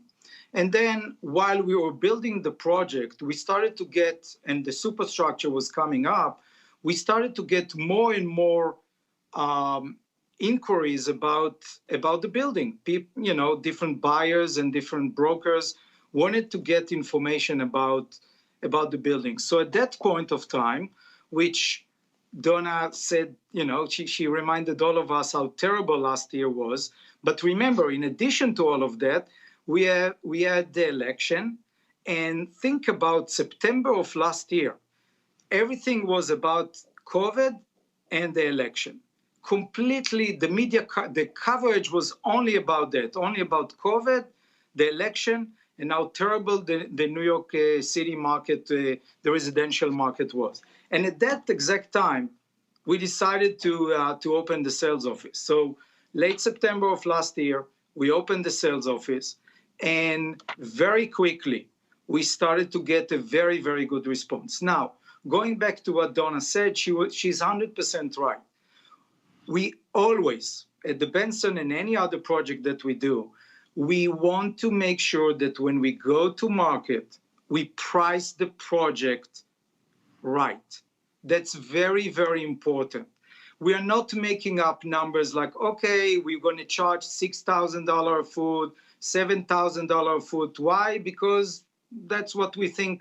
No. So we do a lot of research. Obviously, we review very carefully Donna's reports, and we make sure that we price the project right. We don't leave money on the table. It's not cheap by any means of imagination, but we came out to market at a fair, high price, but fair price, and very quickly we were selling basically on a weekly basis very, very expensive apartments when no one else in the market was selling. So and in a matter of less than 6 months, we sold out. So this is a really good time to interject, because what you've just described is you've created, in whatever way, a niche product that doesn't really exist. And this is why it's so interesting to speak with you. And I also think that this means it's a really great time to bring Peter in, because what you're describing and as a niche product is, in fact, in many respects, a more historical vernacular. And however you want to describe it, as classic architecture, which, Peter, obviously you are a practitioner of. And so I think what I would love to hear from you is really how, on a conceptual and tangible level, you conceive of classic architecture in terms of proportions, in terms of aesthetics, and also why, at this point, it's such a rarity, to the extent that people are rushing to buy this building, even with all these adverse conditions. I mean, I think it's interesting first to think of the buildings that are most highly valued in the co-op market, the Candela buildings, 740 Park, 965th. And what's interesting is that those architects were solving a very different problem than we are today. They were looking at apartments that had to have 4 or 5 staff rooms, a break room for staff. And the problem we're solving is how to bring all the back of what used to be the back, the kitchen and sort of all the less formal spaces, and integrating them with the living spaces and making it more spacious and giving it flow, but still maintaining that sense of proportion, that you have real rooms. You don't just have this sort of floating space feeling that you do in some more contemporary buildings. And those are really strategic decisions which we worked with Naftali at the beginning. And it has to do with the technical thing, which is where you put the elevators and fire stairs and all that. So in those older buildings, those elements essentially created a mask between the living room and the dining room, the formal spaces, and everything in the back. And in some of those buildings, it's very hard to pull those things together. So I think what we have learned is that people really do want real rooms. They also want proportion. They want windows with mullions. They want moldings. But they really do want to be able to have a kitchen that at times can be opened up to the front of the house. And that's, I think, one of the key differences. The amenities are obviously also important. And the fact is, there, I think, is a myth that things aren't built as well as they were. Well, in some respects, they're built better. Like the floors in the Benson were engineered by us, designed aesthetically, but they have soundproofing. They have things in them that you simply can't have you don't have in a 1920s building. So when we go back into one of these co-ops, we're trying to squeeze in the things that we were able to put in the Benson from the beginning, and that's a big difference. So it's certainly there's this traditional aspect, but there's nothing like the planning. The planning's completely different. That's fascinating. And you obviously have built the Benson, you've built other larger buildings. Would you say that there has been a pendulum shift in terms of commissions coming to you from various developers who are interested in these buildings? I mean, have you seen from 15 years ago the type of buildings that people want to today a difference or a development of some kind? Absolutely. I think there's a real interest in rooms and having more traditional plans. I mean, I don't think any new development until Bob Stern did the 15 CPW for the Zeckendorfs, I don't think any new apartments had actual dining rooms, right? That was kind of a new thing. So I think all of these rooms are now seen as especially valuable for families, frankly, and for, smaller buyers, pied-à-terre buyers. So there's definitely a shift to interest in details, traditional details, real windows, and more defined architecture. Also, interior architecture that takes precedence over the structure, because there was this idea of kind of open space and seeing columns and beams, but now I think people want a more tailored approach, and that is something that you can create with traditional architecture. So Mickey, you obviously hit the bullseye with the Benson. Are we going to be seeing more quote unquote kind of classical architecture buildings, or are they more difficult to build, more expensive to build? Is there a barrier to us seeing more of this architecture?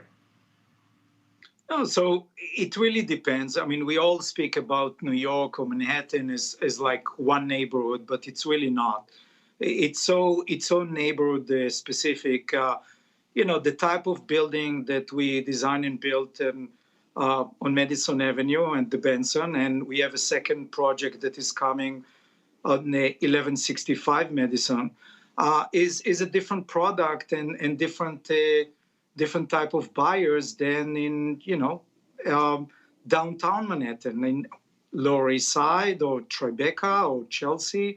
So when we go and we acquire a site or we create a site by buying certain amount of buildings and putting together what we call an assemblage to be able to develop a site, it depends on the neighborhood. Historically, we didn't develop projects that are cater only to or mainly to foreign buyers. So you don't see us on really in Midtown. You don't see us in other parts of the city that are really cater more to foreign buyers. I'm a strong believer that when you develop a residential project, you want to really try to understand who your customers are and put together the best team and develop the product that will fit your future customer. Because look, we don't know who is going to buy. So we listen to the brokers. We try to gather as much information as possible and try to understand what is really, where is the need in the market. So I would say that we are working on a very big project, another big project on the Upper East Side, 200 East 83rd Street. This is a very big tower, 50-story high, but it's still, because of it's the Upper East Side, it's a classical type of design. 1165 Madison, again, the same thing. They are not identical to each other, but the same type of language. But if we design something on the Lower East Side, we're not going to use the same type of architectural and style in a different neighborhood. So I think that's an excellent point. Obviously demand is neighborhood specific. If we've seen one thing with the New York real estate market, it's that you can have too much of a good thing.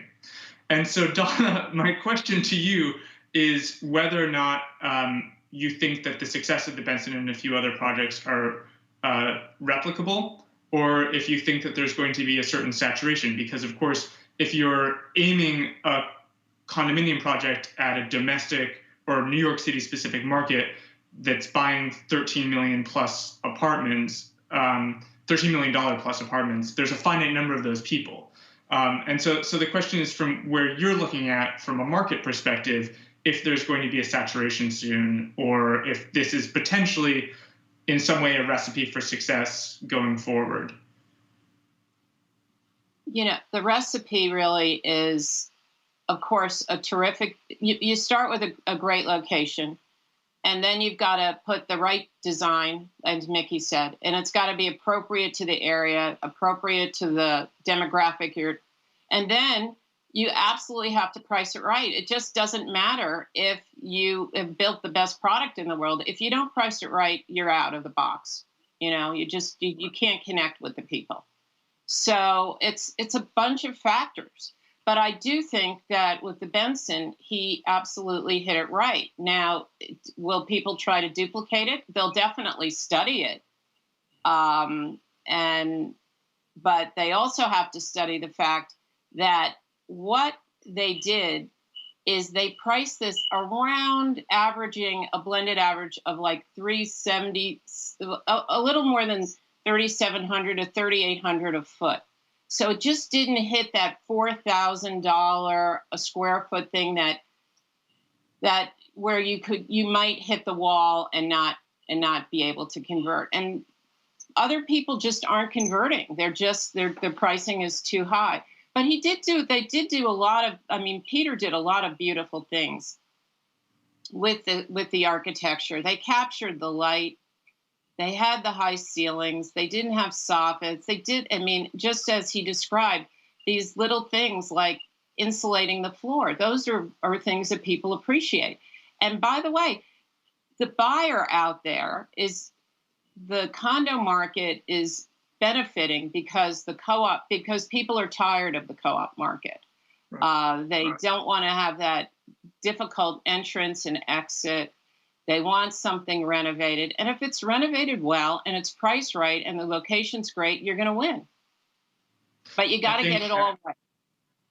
So, Peter, I would love for you to have the last word in a certain respect, because ultimately it all comes down to the building's design itself, right? You can talk about the market, you can talk about the buyer, you can talk about pricing, but really it comes down to how a building is designed. And so what I would love to hear from you is if you have a sort of platonic ideal of the size of a building itself and the size of an apartment itself. And, you know, can there be a beautiful 70-story building? What are the actual proportions of the buildings and what are the proportions of the apartments?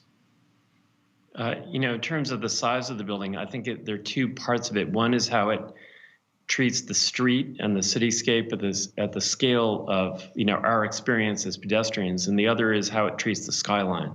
So I absolutely think you could do beautiful buildings that are tall, as long as they integrate well with the neighborhood they sit in. So I don't think that's an issue. I think it's more, you know, the developer investing in the materials and the sense of permanence you get, for instance, from a limestone building, even if it is more modern, is a completely different feeling in my mind than a curtain wall building. And I think that Naftali, in this case, let us do dimensional limestone, which means that there are details that people really don't do very often. And I do, even though it's not in your apartment, the building feels like it's going to be there, which it will be forever. And I think that has a very different feeling than some of the residential that feels like it's almost commercial in the kind of curtain wall aspect. As far as the ideal size, I think you can make, you know, smaller, compact apartments, larger ones. I think it has to do with tailoring the space in a very thoughtful way. And we've all seen plans that work, where you come in and you feel welcome and excited and you get the light. And in this building, we're able to actually have north and south windows in the enfilade that runs all along Madison. And that doesn't happen very often, right? It has to do with the setbacks and sort of taking advantage of certain zoning rules. So in that sense, I think it's the alignment of the aesthetic, the materials, and making the zoning work for you and making the apartments fit into the puzzle. Well, that is a perfect way to end this. I cannot thank all of you enough for taking the time to speak with us. This has really been fascinating and very enlightening. So thank you all again. Thank you so much. Thank you. Thank you.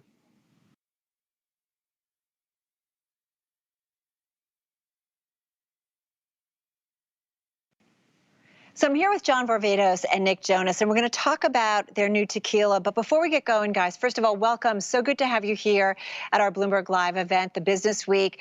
And I got to ask you, because we do this with everyone, because it's been such a crazy 13 months, what it's been like for you. John, what's it been like? You've been in New York some of the time, and you actually had COVID, right?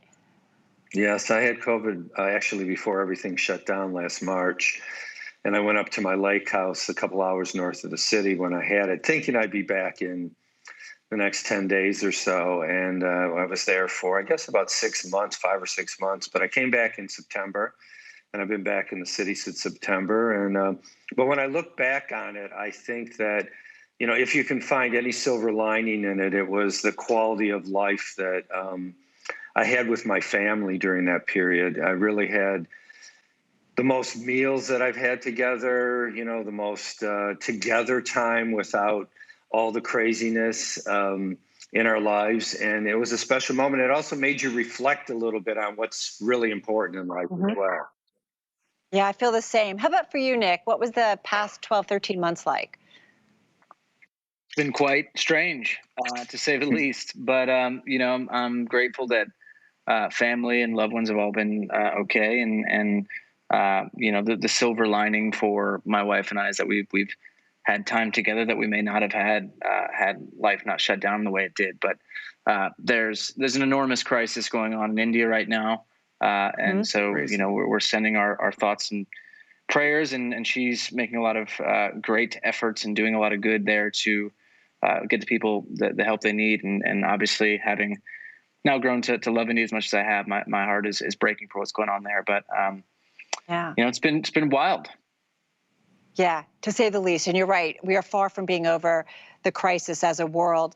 Having said that, I was thinking about, John, what you said about, I was in my own little family bubble. We had a lot of family dinners. There was a lot of wine. There was a lot of alcohol also kind of happening. So let's talk about why we've got you guys here. We want to talk about this new tequila that you have. First of all, you've collaborated, the two of you, on things together. Was this just a natural progression? Talk to us about the relationship that the two of you have had. John, you want to start? Sure. Yeah, Nick and I met probably 6 years ago at a dinner in New York, and supposed to bring in collaborators and creatives together and CEOs and that type of thing. But we ended up hanging out together the whole time talking about, you know, creative music, fashion, our families, growing up in, you know, in the worlds that we grew up in. And the next day, Nick called me and asked if I wanted to come to the studio to listen to some music that he was working on. And the night before, we had been sipping tequila throughout our conversation. And when I got to the studio, he kindly had another bottle of tequila sitting there. And, you know, that day we really knew that we were going to be fast friends and that there was going to be something together that we were going to do. And we first thing we started to work on was a capsule collection that I did under my brand. And that was a lot of fun working with Nick and, you know, really getting his point of view on things. And then we launched a fragrance that was kind of a crazy success, and we did a couple more. And while we were working on that, we were also working on the Jonas Brothers documentary. And but all of it kind of spent with a bit of tequila and enjoying those moments and reflecting on positive things in our lives and that type of thing. So that's really, you know, the kind of where we started. Nick, you want to take it from there? After we kind of had established that we had this great creative flow together, we found ourselves in these great places, having these great life experiences. And there would usually be a glass of tequila in our hands. And it was something we both shared a passion for and wanted to learn more about, and kind of threw it out. You know, what if we started our own brand, and what if we made something that we could bring the same level of care and focus and attention to detail that we bring to these other projects we've done together and the things that we do separately to a tequila brand. And so we built kind of a vision for it without having the liquid, the bottle, anything like that, but just a big dream and idea, and brought it into our partners at Stoli Group and presented them with this plan and this tequila brand. And they loved the idea. And a couple weeks after we were on our way down to Mexico, we first stopped in Cabo, had a great night of great food, music, tequila, and we're trying to think of a name for the brand. We couldn't think of anything, but we knew that we wanted it to embody the feeling that we had that night, which was great experiences with great people. And I did a toast and said, to life as it should be, which then became kind of our motto for the brand. And the following day, we woke up a little bleary-eyed, probably, and looked at the placard on the door of the villa we were staying in, and it said Villa One. And so we solved our problem of not being able to come up with a name. Just loved the way that sounded and the experience we had there. And the next step was working on the juice. So we went down to Jalisco, Mexico, met with Arturo Fuentes, who is our master distiller. He's kind of a legend in that region. He is the godfather of tequila. He's worked on some incredible tequila brands and has a background in cognac and champagne. And so it was a really natural fit for us with him. And we got into the process of tasting tequilas and trying to decide kind of what we wanted it to taste like and what the three expressions, the silver, reposado, and añejo, what they said as a collection of tequilas. And it was about an 18-month process, and we finally got the juice there. And then John kind of took the lead and spearheaded the bottle design, which we're very proud of. This is our silver. We got the reposado and añejo there as well. But John, you should probably take it from here on the design front. But I'll just say we're very passionate about this and couldn't be more excited to be talking about it today. So when we were talking about the bottle, we wanted to do something really quite beautiful and special, but also that felt kind of authentic and wasn't just some crazy shape that looked of the moment. We thought, like, what could there be that 10 years down the road, 20 years down the road, it still felt new and fresh. And so we worked on the shape together, Nick and I. We looked at a lot of glass and we thought about that and how it felt in the hand of a bartender when they were pouring. So started with the shape and then worked on the details. I was working on some jewelry at that time and was working on a bracelet and came up with this idea to add a detail that I saw from nobody else out there at the top of it with a really heavy metal cap. Also being able to engrave the logo in the glass. And we did a lot of research on the logo because the hallmark was a really important part of our voice there. But again, the most important part of this is the juice inside. It's the magic in the bottle that it is all about, though. Well, we're going to make a cocktail in just a second. I mean, how much sampling was going on and what were you guys looking? Because you worked with somebody who understood champagne, who really understood, a great tasting alcohol. So I'm curious what you guys were both looking for. Because there's lots of tequilas out there. And so how you distinguished yourself? There's lots of high quality tequilas out there now, too, which is something that we see as an opportunity. We were thrilled to get to look at our competition and say, how can we just kind of raise the bar, as John said. And I think that the first thing for us was about finding something unique in the distilling process. And so what Arturo did was he combined the lowland agave with the highland agave, which gives it this very unique combination of the earthier notes from the lowland and the sweeter notes from the highland agaves. And we only know of one other brand that does this. So it gives it a really unique, fresh and smooth finish, along with, some more complex notes when you get into the reposado and the añejo, obviously aged in American oak barrels for 6 to 12 months and then 12 months to 18 months, depending. But the silver, which is the one we're going to try today, is not aged. It's straight from the barrel, basically. And it's my favorite for mixing cocktails, which is something that I've gotten quite into during this quarantine time, getting creative with more time on my hands than I would have liked to have had. But it lends itself to some good cocktails. Well, let's make a cocktail and then we can talk some more. So you're going to walk me through it. Be kind. I'm not a mixologist. But Nick, nor am I. Tell us, we're going to make the Bloody Maria. So tell me what we need to do. Well, listen, my recipes kind of vary and change. So we did like a basic guideline so we could get the ingredients that would be needed. But the most important of all these, I've got my shaker here. is the Villa One Silver. And this is, great for a chilled shot, but, really this is the one you want to blend in a cocktail. Reposado is great in a cocktail as well, but this goes quite nicely in this Bloody Maria as well as a spicy margarita or whatever your taste is. But we're going to do, I'm going to go 2 shots here of this silver. Okay. Can I just say it smells heavenly? Okay. Oh, good. That's what we'd like to hear. Yes, you're getting those kind of fruit notes when you get that smell to the fruit and nut notes. So we got tomato juice next, or your Bloody Mary mix. That's going to be the next ingredient. So I've got mine here. It's about 5 to 6 ounces. Okay. And then we're going to want to add some lemon and lime juice here, which I've got pre-prepared, freshly squeezed. This is one that is optional if you don't like a ton of spice. We like quite a bit of spice in our household. And so we're going to add a little bit of horseradish in here. I've got it pre-prepared there. You could take, about 4 dashes horseradish. And then make sure to just rinse your hand off so you don't get it in your eyes. That would not be fun. Right.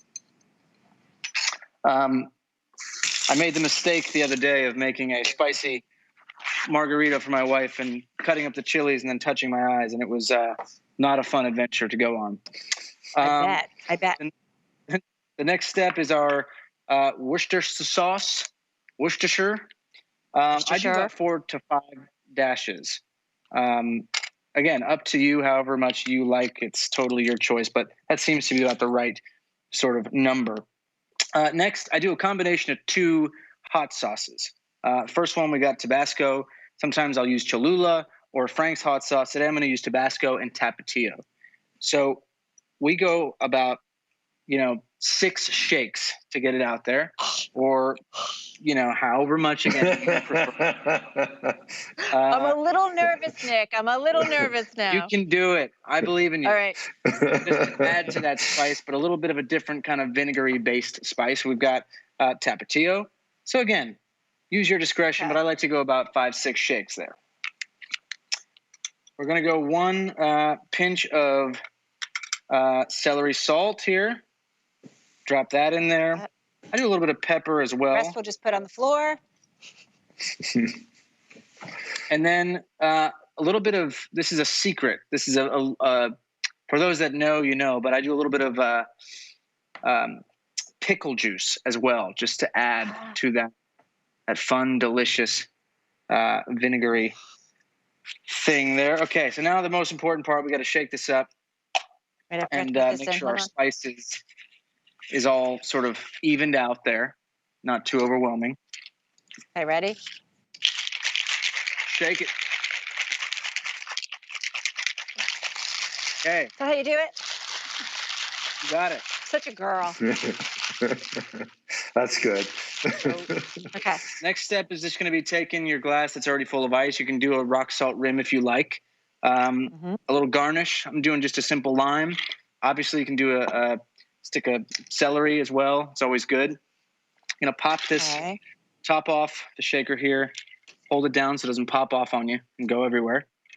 I'm just going to pour this out. Okay. And there you have it. Villa One. Beautiful. Bloody, yeah.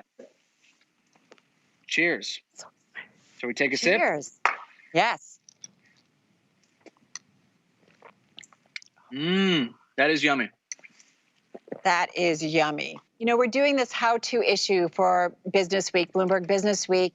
How do you guys do a business? You're obviously friends, you get along, you've done other collaborations. How do you do a business together, stay friends? How do you do it? It's easy when you like the people you're working with. And there are obviously ups and downs and things that you got to navigate in any business. And certainly the spirits business is no exception. But we've got a lot of great partners and a lot of people that we build great relationships with at this point. And having it start with John and I think from the top down, just saying that, we genuinely enjoy this adventure that we're on together. And we enjoy the time we spend together. And the fact that we get to work on this brand, bring it to life in this way and work with so many great people makes the whole experience that much better. But it doesn't mean that there aren't those moments that are really challenging. And with that, I think you just have to lean on the people that you trust most to kind of help navigate those moments. Yeah, we look to support each other. I mean, we both have a lot of things going on. This is a huge priority in our lives, but we look to support each other. And as much as we bring, the passion and, the care and the attention to detail to it, we also bring different things to the table, which, like any great partnership, it's kind of the whole. And the two is better than one type of mentality. So I think it's great like that. And we both have busier times in our life where one can support things more than the other. And that makes it great. Nick was busy with a lot of great, amazing things last year for certain parts of the year. And I was out kind of, pounding the pavement. And then when I was busy, he was shaking it all up. And really making things happen. And I think it's that combination that really makes life special, the partnerships. Well, listen, I want to just end with, I'm thinking about, it's been a crazy year, and I think we could all use a good toast. We've got a great group that's collected here. So maybe from each of you, John, do you have a toast for our audience? I would say as, to everyone that's out there, better times are ahead. But let's support the others that aren't in the same place that we are right now. I'll just add that, it's obviously been a tough year, and it continues to be tough. And as we talked about at the start of this chat, so many places globally being hit by this. And I think it's all of our responsibility to do all that we can to help those in need and that are suffering, and to thank those that have put themselves on the front lines to ensure the safety and health of others. And so to those going through the toughest of times, we support you, we're here for you. And to those who are doing the most good for those people, thank you. And to getting back to life as it should be someday in the near future. Absolutely. Cheers. Absolutely. Well said. The best to both of you. And to you, and thanks so much for having us here. Thank you. Look forward to hearing more about Villa One. And I agree, sense of community has never meant more than it does today. Guys, thank you so much. Nick Jonas, John Varvatos, good luck with everything. Thank you. Thank you.